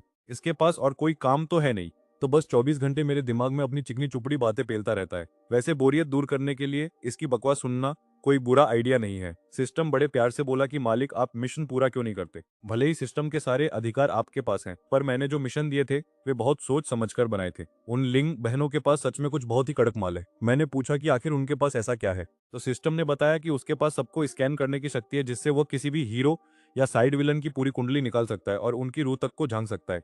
सिस्टम ने मक्खन लगाते हुए कहा कि सबसे पहले तो उनकी किस्मत बहुत तेज है और दूसरा उनकी उम्र। मुझे किस्मत की कोई फिक्र नहीं थी, क्योंकि इस दुनिया का असली हीरो तो मैं ही हूँ। लेकिन उम्र वाली बात पर मेरा थोड़ा ध्यान गया। सिस्टम ने बताया कि उसकी जांच के हिसाब से वे बहनें 100 साल तक जीने वाली हैं। अगर मैं उनसे रिश्ता जोड़ लूं तो मुझे बदले में 3 साल की जिंदगी मिल सकती है। सिर्फ 3 साल? मैंने अपना सिर झटक दिया, क्योंकि इसकी कोई जरूरत नहीं थी। एक टॉप लेवल का कातिल होने के नाते भले ही मुझे सिस्टम से मुफ्त के 10 साल ना मिले हों, पर मेरी अपनी जिंदगी भी काफी लंबी होने वाली। वैसे भी तुम्हें 100 साल जीने का कोई शौक नहीं है, और इन 2-4 सालों की जिंदगी की तुम्हें रत्ती भर भी परवाह नहीं है।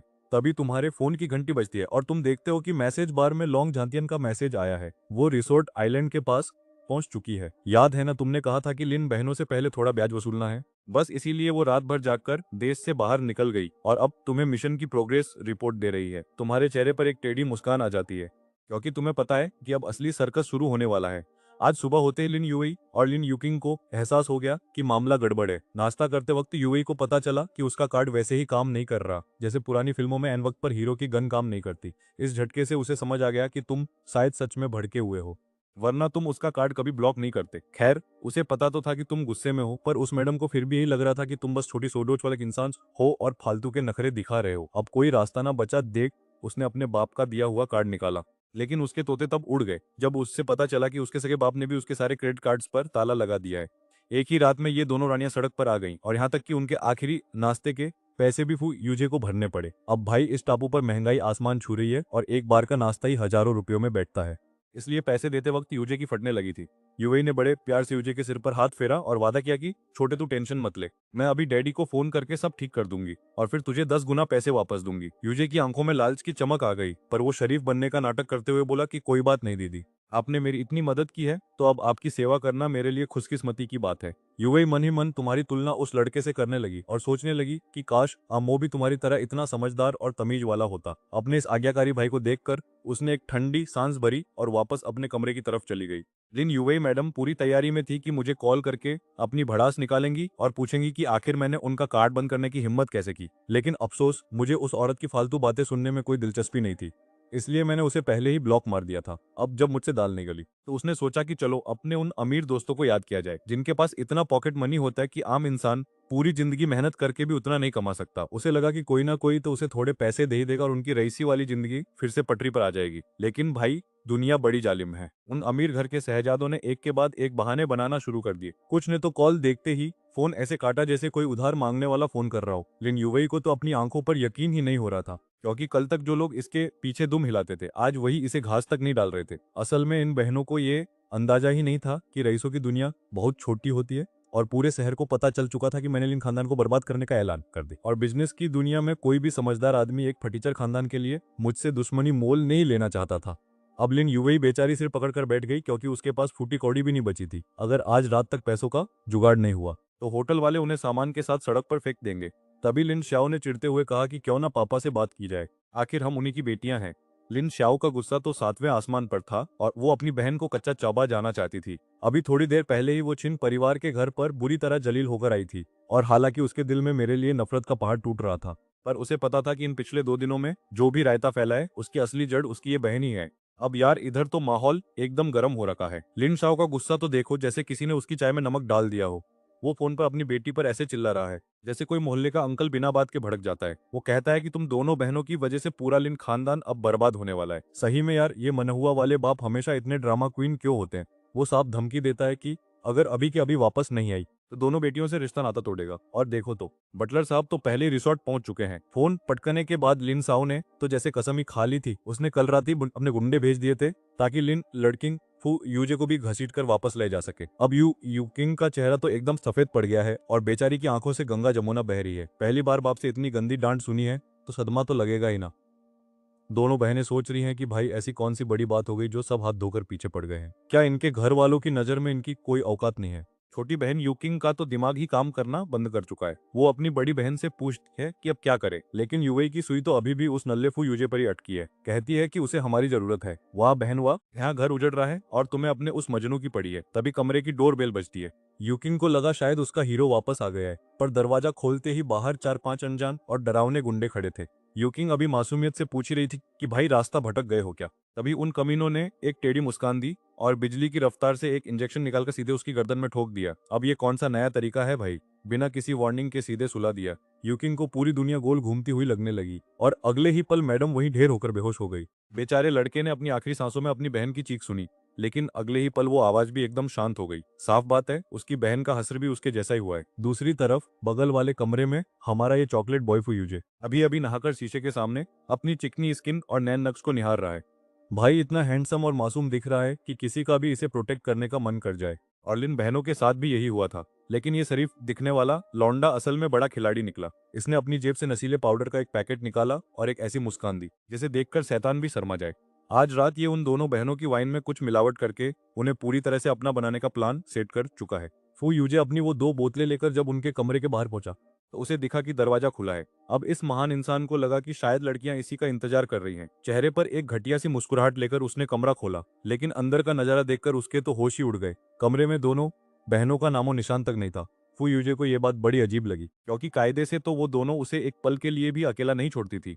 तभी उसकी नजर साइड टेबल पर पड़ी, जहां लैंप के नीचे एक पर्ची दबी थी। उस पर बस एक छोटी सी बात लिखी थी, अगर इन दोनों औरतों की सलामती चाहते हो तो 1 मिलियन लेकर इस पते पर पहुंच जाओ। ये पढ़ते ही भाई के दिमाग का दही हो गया और उसके गले से एक ठंडी आह निकली। उसने सपने में भी नहीं सोचा था कि इस खूबसूरत हॉलिडे आइलैंड पर ऐसा किडनैपिंग वाला कांड हो सकता है। अब तो फो यूजे की टांगें कांपने लगी हैं, क्योंकि आखिर में ये लड़का है तो बस एक नया नया ग्रेजुएट ही, जिसने अपनी पूरी लाइफ में कभी ऐसी खतरनाक सिचुएशन का सामना नहीं किया है। उसने सोचा कि अभी तुरंत पुलिस को रिपोर्ट कर दे, लेकिन जैसे यह ख्याल उसके दिमाग में आया तभी उसके फोन की घंटी बज उठी। आने वाला नंबर बिल्कुल अनजान था। फू यूजे ने थोड़ी उलझन के साथ कॉल रिसीव किया। फोन की दूसरी तरफ से एक भारी और मशीनी आवाज आई, जिसे साफ तौर पर बदल दिया गया था। उस आवाज ने कहा कि अगर लिन बहनों को जिंदा देखना चाहते हो तो 10 लाख लेकर आ जाओ। फू यूजे का तो कलेजा ही मुंह को आ गया। उसे जोर का झटका धीरे से लगा। ये किडनैपर भी बड़े खिलाड़ी निकले। साले पूरा होमवर्क करके बैठे थे। असल में पिछले कुछ समय में उन लिन बहनों ने इसे टुकड़ों में जो पैसे भेजे थे वो जोड़कर ठीक 10 लाख ही होते थे। मतलब किडनैपर्स को भी पता था कि इसकी जेब में कितना माल है। तभी फोन पर एक लड़की के रोने की आवाज गूंजी। वो यूकिंग थी, जो रोते हुए कह रही थी कि यूजे मुझे और दीदी को बचा लो, मुझे बहुत डर लग रहा है। उन्हें बस 10 लाख चाहिए और तुम्हारे पास तो इतने पैसे हैं ही, प्लीज हमें बचा लो। घर पहुंचकर मैं तुम्हारा ये एहसान जरूर उतारूंगी। अब ईमानदारी की बात तो यह है कि फू यूजे पहले यह सोच रहा था कि इन 10 लाख को लेकर रफू चक्कर हो जाए। आखिर एक आम इंसान के लिए 10 लाख कोई छोटी रकम नहीं होती। उसे क्या पड़ी थी कि वो बहने मरे या जिए। लेकिन फिर लिन युवई की बातों ने उसका इरादा बदल दिया। उसने हिसाब लगाया कि अगर आज ये आखिरी बचे हुए 10 लाख दांव पर लगा दिए तो बदले में जो मिलेगा वो 10 लाख से कहीं ज्यादा होगा। क्या पता है एहसान के बदले उसकी इन बहनों में से किसी से शादी हो जाए, फिर तो लिन परिवार की पूरी जायदाद और बिजनेस इसी का होगा। आखिर पैसा चीज ही ऐसी है जो बड़े बड़ों का ईमान डगमगा दे। वो इतनी मेहनत से उन बहनों के करीब आई पैसों के लिए था, तो सिर्फ 10 लाख से उसका मन कैसे भरता। उसे तो और भी ज्यादा पैसा और पूरा का पूरा लिन खानदान चाहिए था। उसने एक लंबी सांस ली और एकदम फिल्मी हीरो की तरह बोला कि युवई दीदी और यूकिंग तुम दोनों बिल्कुल फिक्र मत करो, चाहे मुझे अपनी जानी क्यों ना देनी पड़े, मैं तुम्हें बचाकर ही लाऊंगा। उसकी इन बातों ने लिन बहनों का तो दिल भराया। चलो भाई डील पक्की हो गई है, तो तुम जल्दी से पैसे लेकर आ जाओ। फोन कटते ही फू यूजे ने अपनी मुट्ठियां ऐसे भींच ली जैसे जिम में आखिरी सेट मार रहा हो। उसे अंदर ही अंदर लग रहा था कि यह किडनैपिंग उसके लिए कोई मुसीबत की तरक्की की सीढ़ी है। अगर उसने सही से दम खेला तो उसकी तो लॉटरी लग जाएगी। बिना कोई टाइम खोए वो फटाफट पैसों का इंतजाम करने निकल पड़ा। दूसरी तरफ एक अंधेरे और पुराने बेसमेंट में एक काले कपड़ों वाले गुंडे ने फोन रखा। सब रखो, इतना कहकर वो बाहर निकल गया और दरवाजा बाहर से लॉक कर दिया। फिर उसने अपने बॉस के सामने झुककर कहा कि काम हो गया। ये बॉस कोई और नहीं बल्कि अपना लॉन्ग झांतियान था। उसने दरवाजे की तरफ देखकर एक ठंडी सांस ली। उसे समझ नहीं आ रहा था कि आखिर छोटे मालिक ये कौन सा नया नाटक कर रहे हैं। झातियान का स्टाइल तो सीधा है कि भाई जिसे मारना है उसे खानदान समेत खत्म कर दो और बात खत्म करो। लिंग बहनों ने मालिक को परेशान किया है तो उन्हें सीधा ऊपर का टिकट दे देना चाहिए था, और ये फू यूजे तो बस एक ट्रक के नीचे आने की दूरी पर है। फालतू में इतना दिमाग क्यों खपाना। उसने अपना सिर हिलाया और खुद से बोला कि शायद यही मुझ में और मालिक में फर्क है। बड़े खिलाड़ी शायद लोगों के जज्बातों के साथ खेलना ज्यादा पसंद करते हैं। इधर यूलोंग विला के अंदर आप एक बंद कमरे में बैठे हो। सामने मेज पर रेड वाइन रखी है और सामने 4 बड़ी स्क्रीन लगी हुई है। इन स्क्रीन पर उसी पुराने गोदाम का नजारा दिख रहा है जहां लॉन्ग झांतियान ने पहले से ही कैमरे फिट कर रखे थे। अब वहां जो भी तमाशा होने वाला है उसका आप लाइव टेलीकास्ट देखने वाले हो। तभी सिस्टम की आवाज आई कि मालिक मुझे समझ नहीं आ रहा कि आप ये सब क्यों कर रहे हैं। तो मेरा ये नमूना सिस्टम मुझसे कह रहा है कि भाई तू हीरो बन जा और उन इन बहनों को बचा ले ताकि वो तेरे प्यार में दोबारा पागल हो जाए। सही में मतलब क्या मैं तुम्हें शक्ल से कोई सस्ता मजनू या पैदाइशी बेवकूफ दिखता हूँ? मैं यहाँ आराम से अपनी लाल शराब का मजा ले रहा हूँ और ये सिस्टम अपनी अलग ही खिचड़ी पका रहा है। देखो भाई, सीधी बात है, उन दोनों बहनों ने जो किया वो मेरे लिए एक मामूली मच्छर के काटने जैसा है। एक थप्पड़ मारो और किस्सा खत्म। इन पर अपना कीमती वक्त और बदला लेने का जज्बा कौन बर्बाद करेगा? लेकिन हाँ, उनकी उम्र पर मेरी नजर जरूर है। मैं कोई कुत्ता नहीं हूँ जो उनके पीछे दुम हिलाता फिरूं और सिस्टम के इन फालतू मिशन को पूरा करूं। मेरा प्लान बड़ा सिंपल है, उन्हें मेरे सामने घुटनों पर गिरकर अपनी जान की भीख मांगनी होगी। तभी तो मैं उनकी सारी जिंदगी छीनकर अपने नाम कर पाऊंगा। मुझे सिर्फ सिस्टम के दिए हुए वो 3 साल नहीं चाहिए। अब कहानी पहुंचती है शहर के एक पुराने और कबाड़ हो चुके गोदाम में, जहां आधा घंटा बीत चुका है। हमारी दोनों बहनें कुर्सी से बंधी हुई चिल्ला रही हैं कि यूजे हमें बचा लो। तभी दरवाजा खुलता है और एंट्री होती है हमारे महान हीरो फुयूजे की, जिसकी आंखों पर पट्टी बंधी है और कुछ नकाबपोश गुंडे उसे पकड़ कर ला रहे हैं। लिन यूकिंग तो डर के मारे ऐसे रो रही है जैसे किसी ने उसकी चॉकलेट छीन ली हो। वही दूसरी तरफ लिन युवई अपने होंठ चबाते हुए सोच रही है कि शुक्र है फुयूजे साथ है, वरना आज तो इनका राम नाम सत्य हो जाता। फुयूजे ने उन्हें देखकर एक ऐसी स्माइल दी जैसे वो कोई सूट की फिल्म का हीरो हो और गुंडों के बॉस लोंग झांतियान से कहा कि भाई मैं पैसे ले आया हूँ, अब इन लड़कियों को जाने दो। लोंग झांतियान ने भी बड़े मजे में कंधे उचकाए और कहा कि हाँ क्यों नहीं, हमें तो बस पैसों से मतलब है। लॉन्ग झांतियां तो बड़ा उसूलों वाला आदमी निकला। अपने मास्क के पीछे एक टेढ़ी मुस्कान दबाते हुए उसने अपने चेले को इशारा किया कि जाओ और कैदी को छोड़ दो। पर जैसे ही वो चेला इन बहनों के पास पहुंचा, उसके कदम अचानक रुक गए। सबकी नजरों के सामने वो मुस्कुराते हुए बोला, बॉस इनमें से छोड़ना किसको है? ये सुनते ही फू यूजे और उन बहनों का तो जैसे दिल ही बैठ गया। फू यूजे ने अपना थूक निगलते हुए बड़ी सावधानी से पूछा, ओ भाई साहब, आपके कहने का मतलब क्या है? लॉन्ग झांतिया ने बड़े ठंडे अंदाज में जवाब दिया, भाई सीधा सा मतलब है किसी एक को चुन ले, इन दोनों औरतों में से किसे आजाद करना है। फू यूजे की तो आंखें फटी की फटी रह गई और वो चिल्लाया, पर मैंने तो पूरे 1 मिलियन दिए हैं। लॉन्ग झांतिया ने एक कमीनी हंसी के साथ कहा, हाँ भाई 1 मिलियन तो तूने दिए हैं, पर मैंने कब कहा था कि 1 मिलियन में 2 के साथ एक फ्री मिलेगा? ये सुनते ही फू यूजे का पारा 7वें आसमान पर पहुंच गया और उसने आओ देखा न ताओ सीधा लॉन्ग झांतिया का कॉलर पकड़ लिया। पर भाई लॉन्ग झांतिया की फुर्ती तो बिजली जैसी थी। इससे पहले कि फू यूजे कुछ समझ पाता, एक जोरदार लात सीधा उसकी छाती पर आकर लगी। वार इतना तगड़ा था कि फू यूजे का दिमाग एक पल के लिए सुन्न हो गया और वो किसी टूटी पतंग की तरह उड़ता हुआ सीधा दीवार से जा टकराया। मुंह से खून निकलने लगा और ये मंजर देखकर लिन बहनों की तो सिट्टी पिट्टी गुम हो गई। वो बेचारे फू की हालत देखकर परेशान भी थी और अपनी जान को लेकर खौफ में भी थी। लॉन्ग झांतिया ने बड़े नखरे से अपना कॉलर साफ किया जैसे किसी गंदी चीज ने उसे छू लिया हो और बोला, क्या फालतू चीज है यार, मुझ पर हाथ उठाने की हिम्मत कैसे की? उसने अपने पीछे खड़े गुंडों को इशारा किया कि जाओ और इस नमूने की एक टांग तोड़ दो। अब जाकर उस अधमरे फुयूजे को समझ आया कि वो किसी फिल्म का हीरो नहीं है। उसे अब याद आया कि उसके सामने खड़ा यह आदमी कोई शरीफ इंसान नहीं, बल्कि खून का प्यासा दरिंदा है। और ये उसका अपना देश नहीं, बल्कि सरहद के पार वो इलाका है जहाँ सिर्फ मौत का कानून चलता है और ये लोग अपनी उंगलियों पर खून लेकर घूमते हैं।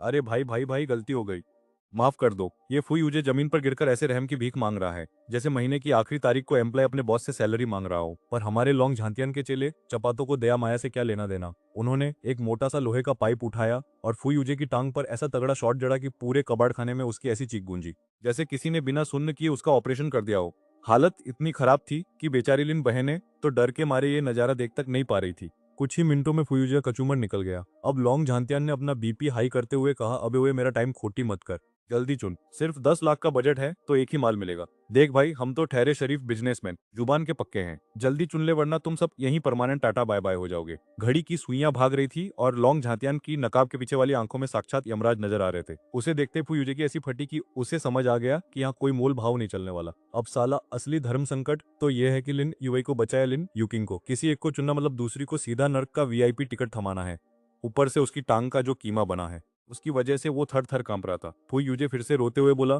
भाई साहब, बड़े भाई मैं हाथ जोड़ता हूँ, प्लीज दोनों को छोड़ दो ना। लेकिन विलेन भाई को तो अपना स्वैग दिखाना था। उन्होंने एक लात मारी और फुई यूजे को फुटबॉल की तरह दूर फेंक दिया। फिर ठाका मारते हुए बोले, अब सिर्फ 2.5 मिनट बचे हैं, जब तक मेरा थोड़ा बहुत सब्र बाकी है तब तक अपना ये इमोशनल फैसला सुना दे वरना लेने के देने पड़ जाएंगे। ये बोलकर वो साइड में रखे सोफे पर बड़े आराम से टांग पर टांग चढ़ा कर बैठ गया और फू यूजे के मजे लेने लगा जैसे सामने कोई सस्पेंस फिल्म चल रही हो। ये तमाशा देखकर अब उसे समझ आ रहा था कि आखिर सीधा मार देना इतना बोरिंग क्यों है। इन 2 टके के आशिकों को सीधा गोली मारना तो इनके लिए किसी गिफ्ट जैसा होता। असली मजा तो इस तड़प को देखने में है। वो चिल्ला चिल्ला कर कहने लगी कि तुम लोग धोखेबाज हो और तुम्हारी ये 2 में से एक को चुनने वाली शर्त बहुत ही घटिया है। पर भाई साहब, हमारे लॉन्ग झांतियान को ये फालतू की बकवास बिल्कुल पसंद नहीं आई। उसने बस अपनी उंगली से इशारा किया और उसके चेलों ने जाकर उन दोनों के गालों पर जो रसीद काटी उसे देखकर रूह काम जाए। अब ये चेले कोई आम सड़क छाप गुंडे नहीं थे, बल्कि जंग के मैदान के वो शिकारी थे जिनके बाजुओं का साइज इन लड़कियों की जांघों से भी ज्यादा चौड़ा था। एक जोर का थप्पड़ पड़ते ही मोहतरमा का दिमाग घूम गया और उनके लाल होठों से खून की धार ऐसे बहने लगी जैसे नल खुल गया हो। उधर फुयूजे की तो फटके हाथ में आ गई थी और वो जमीन पर गिरकर भीख मांगने लगा कि भाई साहब मुझे मत मारो, ये सब गालियां मैंने नहीं दी हैं और मेरा इस सब से कोई लेना देना नहीं है। बेचारा फू यूजे बस एक चालाक ग्रेजुएट लड़का ही तो था जिसने असल जिंदगी के खूंखार मंजर कभी देखे ही नहीं थे। वो तो अपनी फटी हुई आंखों से लिन यूचिंग को देखकर सोच रहा था कि ये पागल औरत कितनी बेवकूफ है, जब अपनी जान दूसरों के हाथ में है तब भी पंगे ले रही है। उसके दिल में अब लिन बहनों के लिए सिर्फ नफरत भरी थी, क्योंकि उनकी वजह से ही आज उसे एक कुत्ते की तरह मार खानी पड़ रही थी। वो मन ही मन सोच रहा था कि अगर उसे पता होता कि ये लोग इतने खतरनाक हैं तो वो 10 लाख लेकर कब का रफू चक्कर हो गया होता। पर अब बहुत देर हो चुकी थी, क्योंकि ना तो अब पैसे बचे थे और न ही उसकी टांग सलामत रहने की कोई उम्मीद थी। अब उसके पास कोई रास्ता नहीं बचा था और उसे किसी भी तरह एक को बचाकर यहाँ से बाहर निकलना ही था। इधर वो यूजे का दिमाग किसी पुराने कैलकुलेटर की तरह चल रहा था। वो अंदर ही अंदर हिसाब लगा रहा था कि किसे बचाऊं जिससे बैंक बैलेंस सबसे ज्यादा बढ़ जाए। भाई की लालच तो देखो, लिन युवई को भी समझ आ गया था कि ये बंदा बड़ा लालची है। उसने अपने दांत पीसे और बोली, अरे ओ गुंडो, तुम्हें पैसा ही चाहिए ना? मैं दा सिया के लिन खानदान की बड़ी बेटी हूँ, अगर आज मुझे जाने दिया तो तुम्हें 10 करोड़ रुपए दूंगी। अब लोंग झांतियान और उसके चमचे तो ऐसे हंसे जैसे मैंने कोई घटिया जोक मार दिया हो। वो बोला, लिन मैडम क्या हम आपको शक्ल से बेवकूफ लगते हैं? एक बार छोड़ दिया तो तुम हमें ठेंगा दिखाओगी। वैसे भी तुम दोनों बहनें इतनी सुंदर हो कि तुम्हें कहीं भी बेचकर हमें तगड़ा मुनाफा मिल जाएगा। ये सुनते ही दोनों बहनों के चेहरे का रंग उड़ गया। उन्हें पता था कि अगर ये दरिंदे उन्हें विदेश ले गए तो वहां उनका क्या हाल होगा। अब यूएई ने अपना आखिरी तुरुप का इक्का फेंका। उसने लोंग जानतियान की आंखों में देखते हुए चिल्ला कहा, तुम्हें पता भी है कि तुमने किन लोगों पर हाथ डाला है? हमदा सिया के सबसे बड़े और अमीर किन खानदान की होने वाली बहुएं हैं। अगर हमें कुछ हुआ तो वो तुम्हारी हड्डियां तक नहीं छोड़ेंगे। ये सुनते ही लोंग झांतियान और उसके गुंडों को तोते उड़ गए। उसने सोचा था कि ये लड़की किसी छोटे मोटे रईस का नाम लेगी, पर यहाँ तो सीधा किन खानदान का बम फूट गया। बेचारा विलेन तो सदमे में चला गया और काफी देर तक सोचने लगा कि ये सब कब हो गया। येलिन युवई तो ऐसे बात कर रही है जैसे पूरे शहर की रजिस्ट्री इसी के नाम हो। मतलब भाई, बंदी की हिम्मत तो देखो, ये सच में किन खानदान का नाम इस्तेमाल करके अपनी धाक जमाने की कोशिश कर रही है। क्या इसे सच में याद नहीं है कि इसने खुद क्या कांड किए हैं? लॉन्ग झांतियन को थोड़ी देर के लिए चुप देखकर लिन युवई को लगा कि उसका दांव चल गया है। उसे लगा कि किन खानदान का नाम सुनकर अच्छे अच्छे लोगों की पैंट गीली हो जाती है, चाहे वो देश में या विदेश में छुट्टी मना रहे हो। अब जब शेर चुप था तो ये बिल्ली और भी ज्यादा उछलने लगी। उसने सोचा कि लोहा गर्म है, हथौड़ा मार ही देती हूँ। पास खड़ी लिन युकिंग को भी डूबते को तिनके का सहारा मिल गया। वो भी चिल्लाने लगी कि हाँ, हमें छोड़ दो वरना हमारे मुंह भैया तुम्हें कच्चा चबा जाएंगे। और ये फू यूजे भाई तो अलग ही लेवल का नमूना है। अपनी जान बचाने के लिए ये भी कहने लगा कि हाँ भाई, मैं भी किन खानदान के वजीफे पर पला हुआ स्टूडेंट हूँ, मेरा उनसे बड़ा गहरा रिश्ता है। प्लीज किन खानदान की इज्जत का वास्ता हमें छोड़ दो। लॉन्ग झांतियन को इन लोगों की बकवास सुनकर इतनी हंसी आई कि वो अपनी कुर्सी से उठ खड़ा हुआ और तालियां बजाने लगा। वो लिन युवई के पास जाकर उसके चेहरे के एकदम करीब झुक गया और बोला कि अच्छा, तो तुम किन खानदान की होने वाली बहू हो? उसने अपने आदमियों को इशारा किया और युवई का मोबाइल मंगवाया। वो बोला कि ले भाई, अभी के अभी फोन लगा। अगर किन खानदान वाले सच में तेरी मदद के लिए मान गए तो मैं तुझे इसी वक्त आजाद कर दूंगा। उधर अपने आलीशान विला में तुम आराम से सोफे पर पैर फैला के स्क्रीन पर ये सारा लाइव ड्रामा देख रहे थे। जब तुमने सुना कि ये लड़कियां अपनी जान बचाने के लिए तुम्हारा ही नाम जप रही हैं तो तुम्हें अपनी हंसी रोकना मुश्किल हो गया। तभी तुम्हारे दिमाग में सिस्टम की वो मशीनी आवाज गूंजती है। सिस्टम बोला कि मालिक, लगता है इन लिन बहनों के दिल में अब भी आपके लिए थोड़ी बहुत जगह बची है। पहले सिस्टम को समझ नहीं आ रहा था कि तुम ये सब नौटंकी क्यों होने दे रहे हो, पर अब उसे सब समझ आ गया है। तुम तो चाहते ये थे कि इन बहनों को अपनी असलियत और अपनी औकात का एहसास हो जाए। ये तरीका वाकई सीधा और असरदार था। आखिर इंसान को किसी चीज की कदर तभी होती है जब वो उसे पूरी तरह खो देता है। तभी टेबल पर रखे तुम्हारे फोन की घंटी बजने लगती है और स्क्रीन पर एक अननोन नंबर चमकता है। असल में तुमने लिन यूचिंग का नंबर तो पहले ही ब्लॉक कर रखा है, इसलिए उसकी तरफ से कॉल आने का तो सवाल ही नहीं उठता। अब बेचारी लिन यूचिंग के पास कोई रास्ता नहीं बचा था, इसलिए उसने फू यूजे का फोन उधार लेकर तुम्हें मिलाने की कोशिश की है। तुम तो बस मजे लेना चाहते हो, इसलिए कॉल उठाने का तो कोई इरादा ही नहीं है। तुम अपनी स्क्रीन पर बड़े चाव से सीसीटीवी फुटेज देख रहे हो। जैसे जैसे फोन की घंटी बजती जा रही है वैसे वैसे स्क्रीन पर लिन यूए की हालत और भी खराब होती जा रही है। वहां खड़े लिन यूचिंग और फू यूजे के चेहरों पर भी मौत का सन्नाटा छा गया है। इस वक्त तुम ही उनकी आखिरी उम्मीद हो और अगर तुमने फोन नहीं उठाया तो समझो उनका काम तमाम हो गया है। फोन उठाओ ना। लिन यूएई पागलों की तरह बार बार फोन मिला रही है और उसकी हालत बिल्कुल उस मछली जैसी हो गई है जिसे पानी से बाहर निकाल दिया हो। सिस्टम ये सब देखकर बड़ी हैरानी से पूछता है कि मास्टर, क्या आप वाकई कॉल नहीं उठाएंगे? ऐसा लगता है कि लिन परिवार की इन बहनों को अपनी गलती का एहसास हो गया है। ये सुनकर तुम एक लंबी सांस लेते हो और शराब का गिलास मेज पर रखते हुए बड़े प्यार से सिस्टम की बेइज्जती करते हो। तुम कहते हो कि मानना पड़ेगा भाई, इस घटिया कहानी के सिस्टम होने की वजह से तुम्हारा दिमाग भी सठिया गया है। तुम स्क्रीन की तरफ देखते हुए अपना सिर हिलाते हो और कहते हो कि इन्हें अपनी गलती का एहसास नहीं हुआ है, बल्कि इन्हें बस इस बात का डर सता रहा है कि ये अब मरने वाले हैं, और अगर मान लो इन्हें अपनी गलती पता भी चल गई है तो इसका मतलब ये थोड़ी है कि मैं इन्हें माफ कर दूंगा। तुम्हारी बातें सुनकर सिस्टम थोड़ी देर के लिए चुप हो जाता है और फिर कहता है कि मास्टर, मुझे कहना पड़ेगा कि आपकी सोच वाकई बहुत खतरनाक है। तुम बेफिक्र होकर अपने कंधे उचकाते हो और कहते हो कि मैंने कब कहा कि मैं कोई इंसाफ का देवता हूँ। माफी और अच्छाई जैसी बातें सिर्फ स्कूल के बच्चे और बेवकूफ लोग ही मानते हैं। लिन यूए हार मानने को तैयार नहीं है और उसने अब तक 10-12 कॉल कर दिए हैं, लेकिन हर बार उसे बस खाली घंटी ही सुनाई देती है। लिन यूए अब पूरी तरह टूट चुकी है और उसे यकीन नहीं हो रहा कि ऐसा कैसे हो सकता है। वो खुद से बड़बड़ा रही है कि आखिर वो मेरा फोन क्यों नहीं उठा रहा, क्या वो अब भी किसी बात को लेकर। अरे यार, इस लिन यूए को देखो, बंदी की जान पर बनी है और इसे लग रहा है कि सामने वाला हीरो छोटी सी बात पर नखरे दिखा रहा है। इसे लगता है कि जब ये इतनी बड़ी मुसीबत में है तो वो भाई साहब ही इकलौते सहारा है और उन्हें पुरानी नाराजगी भूलकर फोन उठा लेना चाहिए। मतलब देख रहे हो ऑथर का लॉजिक। बंदी मन ही मन कह रही है कि अरे हम बहनों का उस फू यूजे के साथ कोई चक्कर नहीं है, फिर भी ये लड़का शक की बीमारी पालकर क्यों बैठा है।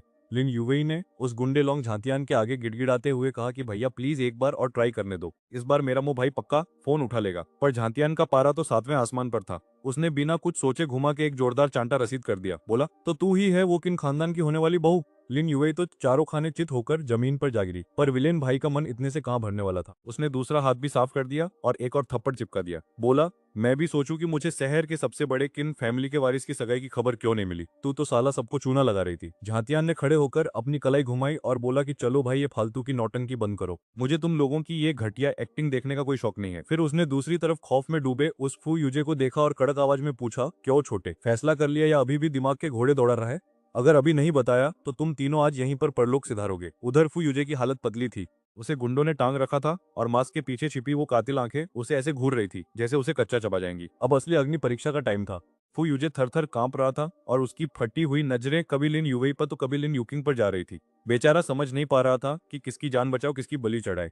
झांतियान ने 3 तक की उल्टी गिनती शुरू कर दी और माहौल ऐसा जम गया जैसे किसी ने ऑक्सीजन ही खींच ली हो। जमीन पर पड़ी लिन यूवेई खौफ के मारे उठने की कोशिश तो कर रही थी, पर मौत को इतने करीब देखकर उसके शरीर ने पूरी तरह जवाब दे दिया था। मौत के सामने जब चॉइस करने की बारी आती है ना, तब इंसान अपनी असली औकात पे आ जाता है। अगर यहाँ कोई पीछे छूट गया तो उसका अंजाम क्या होगा ये सब जानते हैं। इन ठड़की मर्दों का खिलौना बनना और बिकना मौत से भी होने वाला था। यूकिंग भी बुरा नर्क होने वाला था। लिन यूकिंग भी बुरी तरह डरी हुई थी। उसे बस यही उम्मीद थी कि फू यूजे उसे चुन ले। यूजे प्लीज मुझे चुन लो। तो बड़ी दीदी लिन यूए अचानक चिल्लाई कि यूजे मुझे चुनो, लिन खानदान की बड़ी बेटी और असली वारिस हूं मैं। तुम्हें अपनी छोटी बहन से कहीं ज्यादा प्यार करती हूँ। मतलब वाह दीदी वाह, क्या पलटी मारी है। ये सुनकर यूकिंग के पैरों तले जमीन खिसक गई। उसने अपनी बंद आंखें झटके से खोली और अपनी सगी बहन को ऐसे देखने लगी जैसे उसे यकीन ही ना हो रहा हो। और हमारे मजनू फू यूजे ने भी आखिर में अपना फैसला सुना ही दिया। उसने कहा कि मैं यूएई दी को चुनता हूँ। और बस लिन यूएई को तुरंत हुए उस काल कोठरी से बाहर निकल गया। वो फू यूजे का सहारा लेकर कामते हुए उस काल कोठरी से बाहर निकल गई।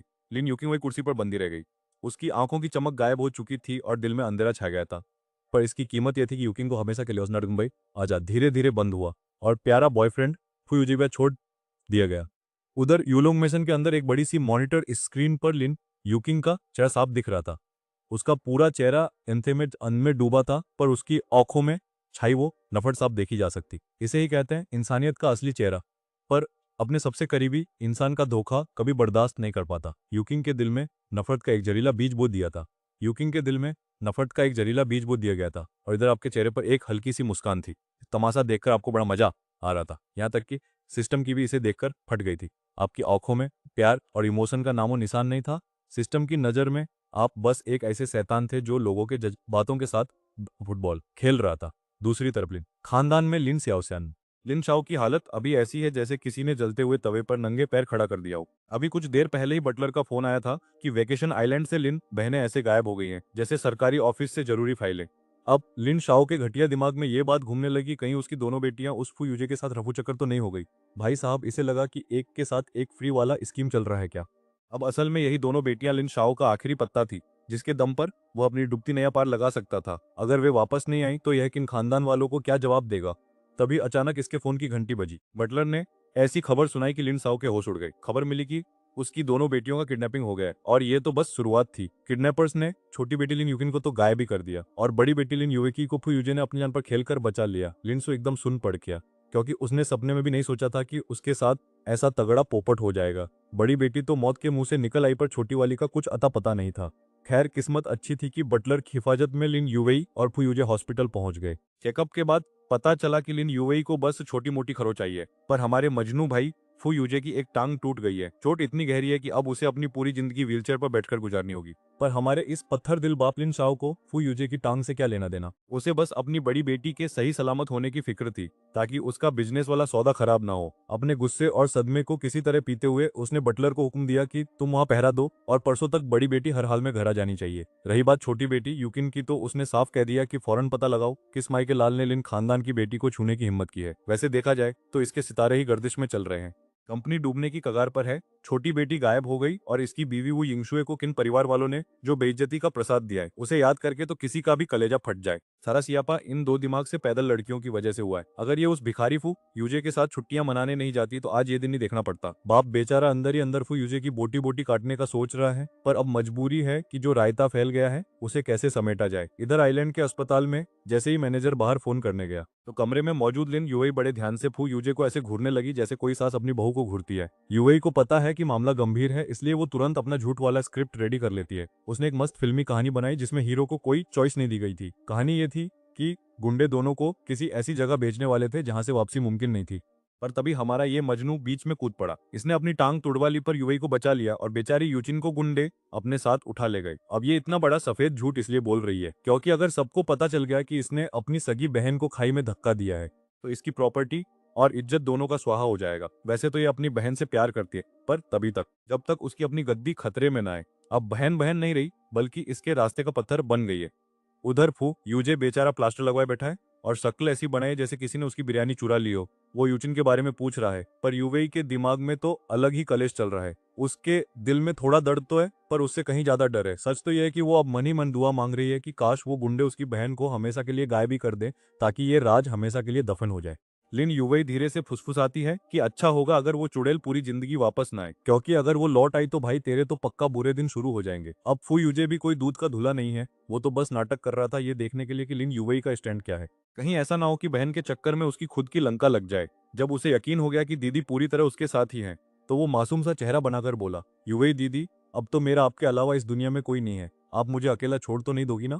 लिन यूवेई ने उसकी प्लास्टर वाली टांग की तरफ देखा और उसे बड़ा दुख हुआ। बोली, तू चिंता मत कर, अब कोई तुझे हाथ भी नहीं लगाएगा क्योंकि तूने अपनी जान पर खेलकर मुझे बचाया था। अब दीदी के दिमाग में पुराना ड्रामा चल रहा है कि उस दिन उन्हें इतने फोन किए पर उस लड़की ने एक भी कॉल नहीं उठाया, वरना इन मामूली गुंडों की क्या औकात थी कि वो फू यूजे की टांग तोड़ते और उसकी अपनी बहन को ही अगवा करके ले जाते। लिन यूवेई ने गुस्से में अपनी मुट्ठी भींच ली और मन ही मन कसम खाई कि जैसे फू यूजे ठीक होगा वो उस लड़की को घसीट कर लाएगी और घुटनों के बल बिठाकर माफी मंगवाएगी। उसे लग रहा है कि वो जो चाहेगी वैसा ही होगा, पर उसे क्या पता कि दूर राजधानी में बैठकर तुम ये सारा सर्कस लाइव देख रहे हो। तुमने मजे से स्क्रीन बंद की और सीधे लोंग झांतियान को फोन लगा दिया। तुमने उसे सॉफ्ट ऑर्डर दिया कि लिन यूवेई को थोड़ा टॉर्चर करो और फिर कल उसे मेरे पास लेकर आना। बस ध्यान रखना कि वो गलती से मर ना जाए, क्योंकि तुम्हें इन दोनों सगी बहनों को आपस में कुत्ते बिल्लियों की तरह लड़ते हुए देखने का बड़ा शौक चढ़ा है। लोंग जानतियन के चेहरे पर वही विलेन वाली जहरीली मुस्कान थी। अब जब सारा तमाशा थोड़ा शांत हुआ तो भाई ने अपना महंगा वाला सूट पहना और कंपनी की तरफ निकलने वाला था, तभी उसके फोन की घंटी बजी। उधर से एक बड़ी ही मासूम और सहमी हुई आवाज आई, मास्टर मैं एयरपोर्ट पर पहुंच गई हूँ, क्या आप मुझे लेने आ सकते हैं? जानतियन के तो होश ही उड़ गए। उसने हैरानी से पूछा, बिंग्याओ, तुम इस वक्त राजधानी वाले एयरपोर्ट पर क्या कर रही हो और क्या तुम्हारी आंखें अब ठीक हैं? फोन के उस तरफ से लड़की की चहकती हुई आवाज आई। उसने कहा, मास्टर, आपकी मेहरबानी से आपने जो एक्सपर्ट डॉक्टर भेजे थे वो बहुत ही कमाल के निकले, अब मुझे सब कुछ साफ दिखाई दे रहा है। तभी अचानक जानतियन के दिमाग में सिस्टम का नोटिफिकेशन बजा, जैसे किसी फालतू यूट्यूब वीडियो के बीच में ऐड आ गया हो। सिस्टम ने बताया कि इस लड़की का नाम सिया बिंग्याओ है और इस शंघाई के बहुत ही भारी दुख भरी कहानी की हीरोइन है। ये शंघाई के बहुत बड़े रईस सिया होंगजुन की असली बेटी है। इसकी किस्मत तो हमारे यहाँ के पुराने सीरियल से भी ज्यादा खराब रही है। 18 साल पहले जब सिया होंगजुन की पत्नी सुचिया ने इसे जन्म दिया तो उनकी एक जलने वाली सहेली ने अपनी बेटी को बिंग्याओ के साथ बदल दिया था। उस औरत ने अपनी जलन निकालने के लिए बिंग्याओ को बचपन से इतना मारा और टॉर्चर किया कि ये बेचारी सिर्फ हड्डियों का ढांचा बनकर रही थी और अपनी आंखों की रोशनी तक खो बैठी थी। 3 साल पहले कड़ाके की ठंड में ये बस मरने ही वाली थी कि तभी हमारे हीरो ने इसे बचा लिया था। जानतियन को मानना पड़ा कि ये सिस्टम सच में जासूसी करने में बहुत तेज है। उसे धुंधला सा याद आया कि कैसे 3 साल पहले उसे ये खूबसूरत लेकिन लाचार लड़की मिली थी जिसे उसके माँ बाप ने ही मरने के लिए छोड़ दिया था। जानतियन ने एक लंबी सांस ली और अपने ड्राइवर को हुक्म दिया कि कंपनी जाने का प्लान बात के लिए छोड़ो और पहले एयरपोर्ट चलो। टाइगर, जो आज जानतियन की गाड़ी चला रहा था, वो भी ये सुनकर बहुत खुश हुआ। उसने पूछा, मास्टर, क्या छोटी मालकिन की आंखें सच में ठीक हो गई हैं? जानतियन ने भले ही बिंग्याओ को हमेशा एक नौकरानी की तरह ही समझा था, पर उस बेचारी में जरा भी घमंड नहीं था और वो घर के लोगों का बहुत ख्याल रखती थी। उसके घर का हर नौकर उसके साथ ऐसे घुल-मिल कर रहता था, जैसे लंच ब्रेक में ऑफिस वाले। सब उसे बहुत चाहते थे। टाइगर भाई हंसते हुए बोले कि भाई साहब, उस लड़की की आंखें क्या ठीक हुई? वो तो रॉकेट बनकर वापस आ गई। पक्का वो हमारे छोटे मालिक को बहुत याद कर रही थी। इसके बाद टाइगर ने गाड़ी स्टार्ट की और सीधे एयरपोर्ट की तरफ भगा दी। अब एयरपोर्ट के अंदर का सीन देखो। सफेद शर्ट और नीली स्कर्ट में वो लड़की वेटिंग रूम में ऐसे बैठी थी जैसे किसी फिल्म की हीरोइन हो। और भाई जैसे ही उसने तुम्हें देखा, उसकी आंखों में ऐसी चमक आई जैसे फ्री का वाईफाई मिल गया हो। पहले वो तुम्हारा चेहरा नहीं देख सकती थी, पर अब उसने एक झटके में तुम्हें पहचान लिया। ये बड़ी अजीब और फिल्मी फीलिंग थी यार। कभी खुशबू से, तो कभी आवाज से या फिर छूने से। इसे कहते हैं औरतों का खतरनाक छठा सेंस। मतलब अगर वो अंधी भी होती तब भी तुम्हारे पास आती उसे पता चल जाता कि उसका हीरो आ गया है। सिया बिंगियाओ खुशी के मारे तुम्हारी तरफ दौड़ी और सीधा तुम्हारी कमर से लिपट गई। भाई तुम तो एकदम सन्नरे में मनी सोचने वाली बच्ची तो अब बड़ी हो गई है और अब इसे फुटबॉल से गोल करना भी आ गया है। आखिर अब वो 18 साल की हो चुकी थी और कुदरत ने उस पर अपनी पूरी कृपा बरसाई थी। काफी देर बाद जब उसे होश आया तो और उसने उसे छोड़ और शर्मा से सिर नीचे कर लिया। वो बोली कि माफ करना छोटे मालिक, में कुछ ज्यादा ही जोश में आ गई थी। तुम बस मुस्कुरा दिए और प्यार से उसकी नाक खींचते हुए बोले कि इतनी हिम्मत कहाँ से आती है रे तुझमें? आंखें अभी ठीक हुई हैं और तू आराम करने के बजाय यहाँ भाग आई। कम से कम कुछ दिन तो हॉस्पिटल में रुक जाती। शिया बिंग्याओ ने धीरे से अपना सिर उठाया और कहा कि मुझे अपनी बॉडी का पूरा भरोसा है मालिक, और वैसे भी मैं आपको अपनी इन आंखों से देखने के लिए और इंतजार नहीं कर सकती थी। पास खड़े टाइगर भाई ने तो अपना दिल ही पकड़ लिया, जैसे किसी ने उनका मोबाइल छीन लिया हो। वो बोले कि भाई साहब, लगता है बिटिया की आंखों में सिर्फ छोटे मालिक ही बसते हैं। अरे मैं भी तो इसका गुरु रह चुका हूं, पर मुझे तो किसी ने भाव ही नहीं दिया। वैसे जब शिया बिंग्याओ पहली बार चिन खानदान में आई थी, तब वो अपनी वैल्यू साबित करने के लिए पागलों की तरह मेहनत करती थी। उसने बहुत कुछ सीखा और यहाँ तक कि उसने मार्शल आर्ट्स भी सीख लिया, जो सच में हैरान करने वाली बात थी। उस वक्त अंधी सिया बिंग्याओ मार्शल आर्ट्स में किसी कुंफू जीनियस से कम नेताई थी। उसकी सुनने की शक्ति इतनी तेज थी कि वो बिना ये बता सकती थी कि सामने वाला बंदा किस तरफ से हमला करेगा। तुम का कोमल हाथ थामे किंगसी मैंशन की तरफ बढ़ी रहे थे कि वहां तो पूरा माहौल ही बदल गया था। करीब 12 काले सूट वाले भारी भरकम लोग एक छोटे बालों वाले लड़के के पीछे थे, जैसे कोई सेल इतना सब पड़ा था कि कोई भी उसे सस्ता नशा कर लिया हो। उसका चेहरा इतना सफेद पड़ा था कि कोई था जैसे गलती से कोई अस्पताल का पेस्ट समझ ले। अब इतने कमजोर शरीर के साथ वो उन सांड जैसे गुंडों से भला कैसे बच पाता? थोड़ी है दूर जाकर वो लड़का धड़ाम से गिर पड़ा और दो गुंडों उसे दबोच लिया। उनमें से एक गुंडे ने उसके पास झुककर बड़े पैर से कहा कि बेटा, तेरा ग्रेजुएशन पास आगे आए और तू भागने की फिराक में। ग्रेजुएशन का नाम सुनते ही बेचारा लड़का ऐसे कांपने को देख लिया हो। वो हाथ जोड़कर भीख मांगने लगा कि मुझे उस नर्क जैसी जगह पर वापस मत ले जाओ। पर गुंडे बड़े जालिम थे। वो बोले कि तुझे सिया मैडम ने ट्रेनिंग के लिए भेजा था, अब कोर्स पूरा हुआ है तो घर तो चलना ही पड़ेगा, और अब कोर्स पूरा हुआ है तो घर तो चलना ही पड़ेगा। उन्हें उसे कॉलर से पकड़कर किसी कचरे की बोरी की तरह उठा लिया। जब आसपास के लोग और एयरपोर्ट के गार्ड्स उन्हें रोकने के लिए आगे आए तो एक गुंडे ने अपनी जेब से एक कार्ड निकाला। अरे भाई लोग, टेंशन मत लो, हम यूनशान मेंटल हॉस्पिटल से हैं। ये लड़का हमारा ही मरीज है जो कुछ वजहों से भागने की कोशिश कर रहा था। हमें डर था कि कहीं ये समाज के लिए कोई मुसीबत न खड़ी कर दे, इसलिए हमने इसे वक्त रहते दबोच लिया। आप सबको हुई तकलीफ के लिए हमें बहुत खेद है। अब उन काले कपड़ों वाले गुंडों ने ऐसी चिकनी चुपड़ी बातें करी और ऊपर से अपने नकली आईडी कार्ड भी दिखा दिए कि एयरपोर्ट के सिक्योरिटी गार्ड्स भी पिघल गए। उन्होंने बड़ी आसानी से उस जवान लड़के को उन दरिंदों के हवाले कर दिया और किसी ने भी उस लड़के की आंखों में छिपे मौत के डर को नोटिस तक नहीं किया। चलो भाई, तमाशा खत्म। पर तुम वहीं पास में एयरपोर्ट की रेलिंग पर झुके हुए ये सारा नजारा बड़े मजे से देख रहे थे। तुमने अपनी आंखें सिकोड़ी और सोचा कि ये यूनशान मेंटल हॉस्पिटल तो बस एक रैपर है भाई। असलियत में इस डब्बे के अंदर की चीज का नाम यूनशान एकेडमी है, जो शहर से दूर एक बिल्कुल सुनसान और वीरान पहाड़ी इलाके में बसी हुई है। अमीर लोग अपनी जुबान में इसे नांदे एकेडमी भी कहते हैं। दिखने में तो ये जगह बड़े खानदान के वारिसों को तमीज सिखाने वाली लगती है, पर असल में ये उन रईस लोगों का कूड़ादान है। जो भी नाजायज बच्चा, बिगड़ा हुआ शहजादा या फिर फालतू का प्रेमी उनके रास्ते का कांटा बनता है, उसे यहीं टॉर्चर होने के लिए भेज दिया जाता है। सुनने में ये बात किसी घटिया फिल्म की कहानी जैसी लगती है, पर क्या करे भाई, दुनिया में अमीरों के चौचले भी तो अलग ही लेवल के होते हैं। तभी अचानक तुम्हारे दिमाग में सिस्टम की घंटी बजी। मालिक, आपकी तो लॉटरी लग गई है। एक और दुखियारी कहानी वाला हीरो आपके सामने खड़ा है। इसका नाम शू जियान है। ये भाई साहब संगाई के एक बहुत बड़े खानदान की लड़की शिया रुयान के मजनू बनने चले थे। इन दोनों को पहली नजर में प्यार तो हुआ, पर इनकी गरीबी और लड़की की अमीरी के बीच में हिमालय जैसी दीवार खड़ी थी। ऊपर से उस सिया रुयान का वो चिपकू मेल बेस्ट फ्रेंड, जी वो उसने तो आग में घी डालने का काम किया ताकि शू जैन कभी उस लड़की के करीब ना आ पाए। तो भाई असलियत ये है कि शिया रुयान मैडम सिर्फ जायदाद की भूखी निकली। अपने बाप सिया होंगचुन के महान कारनामों की वजह से इस लड़की ने उस जी बोड़ा नाम के नमूने की बातों पर आंख बंद करके भरोसा कर लिया और बेचारे सू जियान पर शक करने लगी। हद तो तब हो गई जब 1 साल पहले इसे लगा कि सुजियान कुछ ज्यादा ही नखरे दिखा रहा है, तो इसने जी बोडा के कहने पर उसे उठाकर सीधे नांदे एकेडमी के नरक में डाल दिया।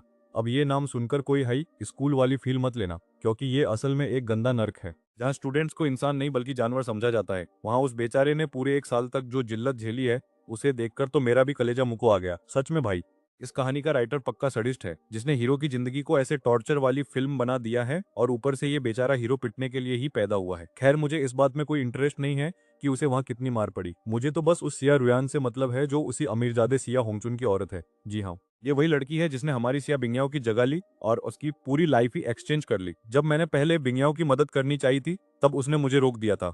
उसे कोई हमदर्दी नहीं चाहिए थी, क्योंकि वो उस धोखेबाज सिया होंगचुन और उसकी उस 2 कौड़ी की औरत का कच्चा चबा जाना चाहती है। आखिर जायदाद पर असली हक तो उसी का था ना, जिसे इन लोगों ने हड़प लिया। ऊपर से बिंगयाओ की अपनी सगी माँ का भी कोई अता पता नहीं है, और ये बात उसे बहुत परेशान कर रही है। बस इसीलिए इसे चिन उसिया खानदान के फटे में पैर नहीं अड़ाया था। इसके अलावा किनमो को एक और खास जानकारी मिली। इस खुफिया नोट में लिखा था कि हमारे ये भाई साहब सुजियान किस्मत के चुने हुए हीरो है, और इनकी बॉडी ऐसी है जो आम इंसानों के बस की बात नहीं है। चोट लगते ही ये इतनी जल्दी ठीक हो जाते हैं कि साइंस भी अपना सर पीट ले। पर भाई, किस्मत का खेल देखो, इसी तगड़ी हीलिंग पावर की वजह से नांदे अकेडमी में बेचारे को आम लोगों से कई गुना ज्यादा टॉर्चर और दर्द झेलना पड़ा। मतलब सुकून से मरना भी नसीब नहीं है। इसे देखकर किनमो के दिमाग में बस एक ही ख्याल आया, क्या ये सुपर रीजनरेशन है? अब देखो भाई, ये मेरे लेवल का तो नहीं है, पर आम इंसानों की लिमिट से इतना ऊपर है कि इसे सुपर पावर तो कह ही सकते हैं। जैसे कुछ लोग पैदाइशी बहुत ताकतवर होते हैं, या किसी में वायरस से लड़ने की पावर होती है। कुदरत भी बड़े अजीब करिश्मे दिखाती है, और अरबों की आबादी में ऐसे 1-2 अजूबे मिलना तो नॉर्मल बात है। सच बताऊं तो किनमो को इस एबिलिटी में काफी दिलचस्पी हो रही थी, पर बस उतनी दिलचस्पी थी जितनी हमें फ्री के नेटफ्लिक्स पासवर्ड में होती है।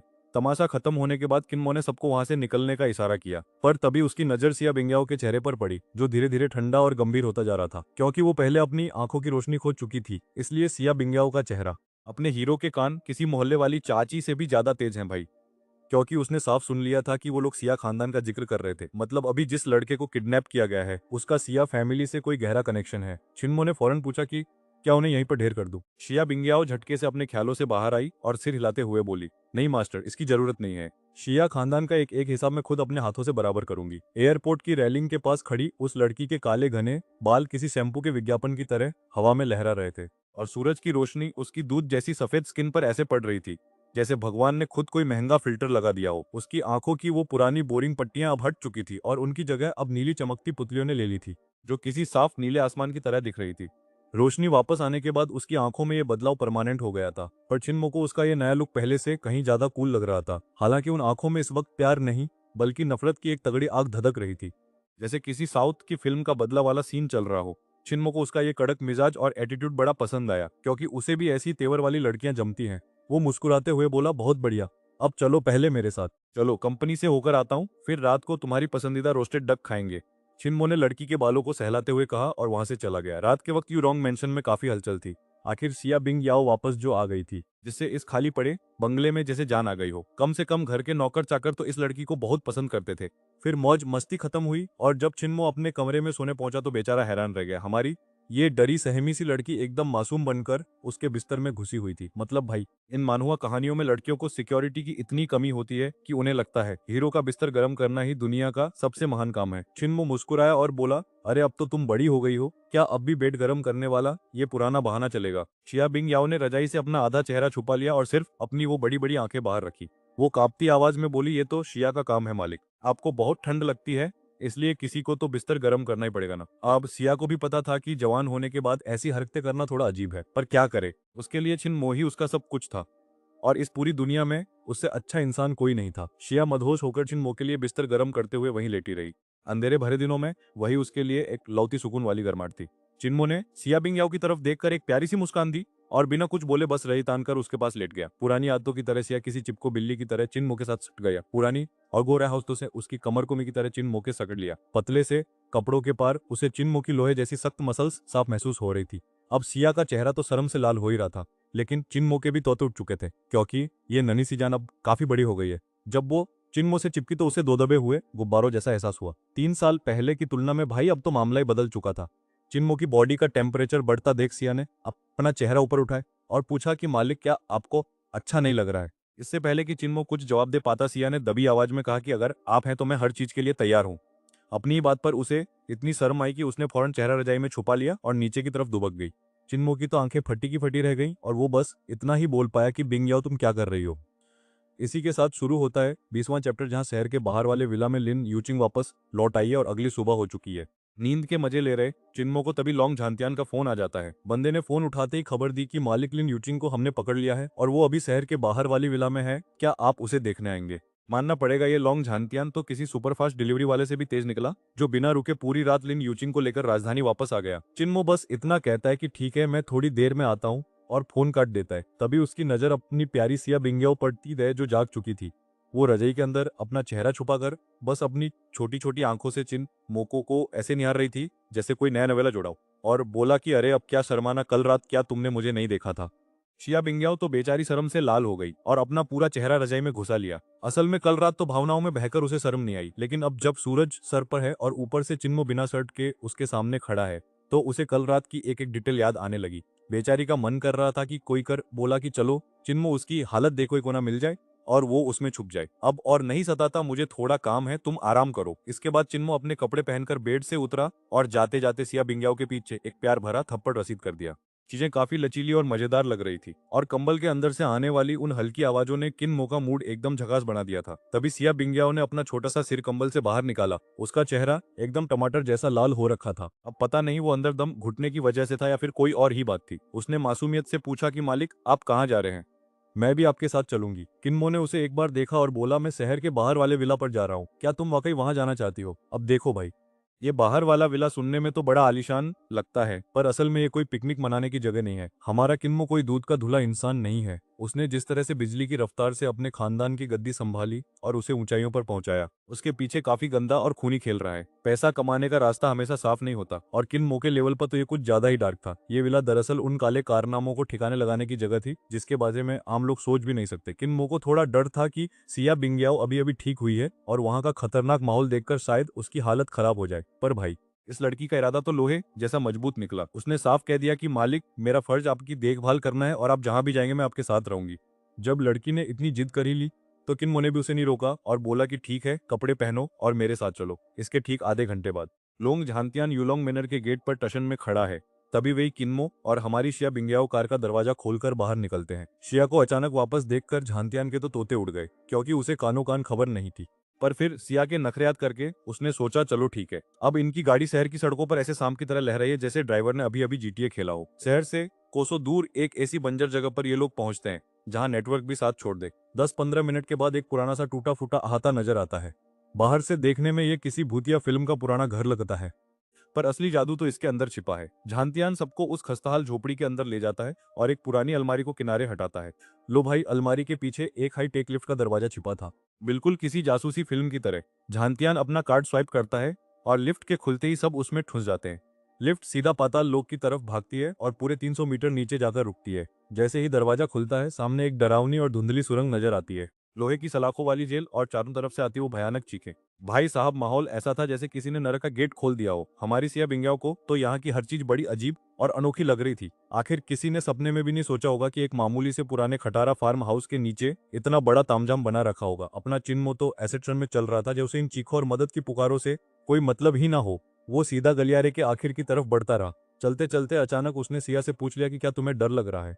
चिया ने जब इधर उधर नजरें घुमाई तो उसे सलाखों के पीछे सिसकते हुए वो लोग दिखे जिनकी हालत देखकर किसी की भी रूह कांप जाए। बेचारे इंसानों को इस कदर टॉर्चर किया गया था कि अब तो पहचानना भी मुश्किल था कि ये इंसान है या कीमा। खून से लथपथ चेहरे और फटे हुए कपड़े, उनकी आंखों में सिर्फ और सिर्फ मौत का खौफ नाच रहा था। सच कहूं तो ये जगह किसी असली नरक जैसी थी जिसे देखकर नॉर्मल बंदा तो वही ढेर हो जाए। लेकिन अपनी सिया मैडम का सिस्टम तो कुछ और ही था। इस खौफनाक मंजर को देखकर भी उनके दिल की धड़कन तक नहीं बढ़ी। उन्हें तो ये सब किसी ऐसी बोरिंग फिल्म जैसा लग रहा था जिसमें उनको रत्ती भर भी इंटरेस्ट ना हो। सिया ने बड़ी मासूमियत से अपना सर हिलाया और बड़े प्यार से कहा कि नहीं, मुझे बिल्कुल डर नहीं लग रहा। चिन्मो ने बड़े प्यार से उसे सहलाते हुए। जब इस बंदी की आंखों की बत्ती गुल हुई थी ना, तभी इसने दुनिया के असली रंग और लोगों का घटियापन देख लिया था। ये सब छोटी मोटी चीजें अब उसे नहीं डराने वाली। यहाँ बोलते बोलते वो थोड़ा रुकी और अपनी नजरें चारों ओर घुमाई। उसके चेहरे के भाव अब पूरी तरह बदल चुके थे और वहां सिर्फ नफरत और ठंडी बेरुखी साफ दिख रही थी। वो बड़े ठंडे लहजे में बोली कि ये जितने भी लोग यहाँ खड़े हैं ना, ये सब मेरे मास्टर के दुश्मन है और जो भी मेरे मास्टर के रास्ते में अड़ंगा डालेगा उसे तो मरना ही होगा। अब हमारा चिन्मो अपनी इस छोटी सी डार्लिंग को घूर रहा था क्योंकि उसे सिया बिंग्याओ का ये रूप थोड़ा अनजान और अजीब सा लगा। मतलब वैसे तो ये उसके सामने हमेशा ऐसी बनती है जैसे इसे दुनिया की चालाकियों का पता ही नहीं और एकदम मासूम सी बच्ची हो। लेकिन भाई भूलना मत कि इसके पास वो खतरनाक वाला पास्ट है, अपनों का धोखा झेलना और घर से लात मार के निकाले जाने के बाद ये सड़कों पर उस कड़कड़ाती ठंड में लगभग जमकर कुल्फी बनने वाली थी। तो इतनी नफरत और जहर झेलने के बाद कोई मासूम कैसे रह सकता है यार। सच तो ये है कि उसका दिमाग और दिल पहले ही पूरी तरह से सटक चुका है। बस ये चिन्मो ही उसकी जिंदगी की आखिरी उम्मीद और रोशनी है और उसे छोड़कर बाकी पूरी दुनिया भाड़ में जाए इसे रत्ती भर फर्क नहीं पड़ता। और जैसा कि उसने खुद कहा, चिन्मो का हर दुश्मन इसकी नजर में बस एक लाश है। अगर मैं आपको आसान शब्दों में समझाऊं ना बॉस, तो ये बंदी एकदम पक्की वाली यानडेरे है। मतलब प्यार में पागल और थोड़ी सी साइको। चिन्मो ने प्यार से लड़की के लंबे को सहलाया और उसे लेकर उस रास्ते के एकदम गहराई वाले हिस्से की तरफ बढ़ गया और जल्दी ही वो दोनों एक बिल्कुल बंद कमरे के सामने जा पहुंचे। कमरे के अंदर सन्नाटा पसरा हुआ था और सामने वाली दीवार पर किसी को जंजीरों से ऐसे जकड़ा हुआ था जैसे वो कोई बहुत बड़ा खजाना हो। उसके हाथ पैर लोहे की भारी जंजीरों में कैद थे और सिर नीचे की तरफ लटका हुआ था। काले बाल चेहरे के सामने बिखरे हुए थे और चेहरे से बहता हुआ गाढ़ा खून नीचे जमीन पर बने लाल खून के तालाब में टपक रहा था। हमारे विलेन चचा यानी किन्मो ने बड़े प्यार से पूछा कि क्या यह सो गई है, फिर बोले कि रुको मैं अभी इसकी नींद हराम करता हूँ। लोंग झांतियान के चेहरे पर एक कमीनी मुस्कान आई। उसने जमीन पर रखी पानी की बाल्टी उठाई और सीधा उसके मुंह पर दे मारी। छपाक। उस बर्फीले ठंडे पानी ने अधमरी हालत में पड़ी लिन यूचिंग को झटके से होश में ला दिया। वह तड़प कर उठी और उसने एक लंबी सांस ली। उसे अपनी पूरी बॉडी में ऐसा दर्द महसूस हुआ जैसे किसी ने उसे मिक्सर ग्राइंडर में डाल दिया हो। उसके पूरे शरीर पर भयानक जख्मों का मेला लगा था और उसकी वे खूबसूरत शक्ल जिस पर उसे कभी बड़ा घमंड था अब उसे पूरी तरह काट पीट कर बिगाड़ दिया गया था। कल रात जो इसके साथ टॉर्चर वाला गंदा खेल खेला गया था वह बर्दाश्त के बाहर था। बेचारी दर्द के मारे बेहोश हुई थी, पर अब दोबारा होश में आते ही उसकी आंखें फिर से ऊपर चढ़ने लगी। यह नजारा देखकर किन्मो ने अपनी आंखें सिकोड़ी और सोचने लगा कि कहीं ये लड़की इतनी जल्दी टपक तो नहीं जाएगी। इस बात पर लोंग झांतियान ने धीरे से चिन्मो के कान में फुसफुसाते हुए कहा, छोटे मालिक आप फिक्र मत करो, मैंने अपने हाथों से इसका इलाज किया है। शरीर बस 40 के करीब कट लगाए हैं। मैंने सारे नाजुक अंगों को बचा लिया है, पर दर्द की ऐसी नसें छेड़ी हैं कि ये तड़प तड़प कर पागल हो जाएगी। छिनमो की तो बांछें खिल गई। वो हंसते हुए मजे लेने लगा। क्या बात है, मतलब अगर डॉक्टर भी चेक करे तो इसे सिर्फ मामूली खरोच ही बताएगा। मानना पड़ेगा हमारे इस ड्रैगन किंग को, बंदा डॉक्टरी में भी उस्ताद है और चाकू चलाने में तो भाई साहब कतई प्रो प्लेयर है। क्या टैलेंटेड आइटम है ये। तभी पास ही से लिन यूचिंग के खांसने की कमजोर आवाज आई। दर्द की पहली लहर झेलने के बाद जैसे ही उसकी धुंधली नजर सामने खड़े लोगों पर पड़ी तो उसकी हालत खराब हो गई। वो हकलाते हुए चिल्लाई, मो मो भैया। अध्याय 21। सिर्फ गलती मान लेने से काम नहीं चलता मेरी जान। वो पागलों की तरह जंजीरों में छटपटाने लगी। उसके हाथ पैरों में बंधी लोहे की बेड़ियां ऐसे शोर मचा रही थी जैसे किसी पुरानी फिल्म का भूत आ गया हो। उसे अपनी आंखों पर यकीन नहीं हो रहा था कि छिन्मो उसे बचाने आ गया है। उसके लिए तो ये कमीना विलेन इस वक्त अंधेरे में उम्मीद की एक आखिरी किरण बनकर आया था, जिसे उसके अपने सगे भाई लिन युवई और उस फुकरे हीरोफू यूजे ने मिलकर धोखा दिया था और उसे मरने के लिए फेंक दिया गया था। इस नर्क जैसी जगह में कदम रखते ही उसके साथ वो सब हुआ जो सेंसर बोर्ड कभी पास नहीं करेगा। उस नकाबपोश विलेन को देखो, साला पूरा साइको है। एक छोटी सी चाकू लेकर वो हमारे हीरो की खाल ऐसे छिल रहा था जैसे कोई संडे को आलू छिल रहा हो। एक घाव, फिर दूसरा घाव और सीधा नसों पर वार। भाई साहब, ये दर्द ऐसा था कि रूह कांप जाए। इसे कहते हैं तड़पा तड़पा के मारना। मानसिक और शारीरिक टॉर्चर के बीच उसे लगा कि इससे अच्छा तो यमराज खुद ही उसे लेने आ जाए। लेकिन इस नर्क में मौत भी अपनी मर्जी से नहीं मिलती। हाँ भाई, वो खुदकुशी तक नहीं कर पाया।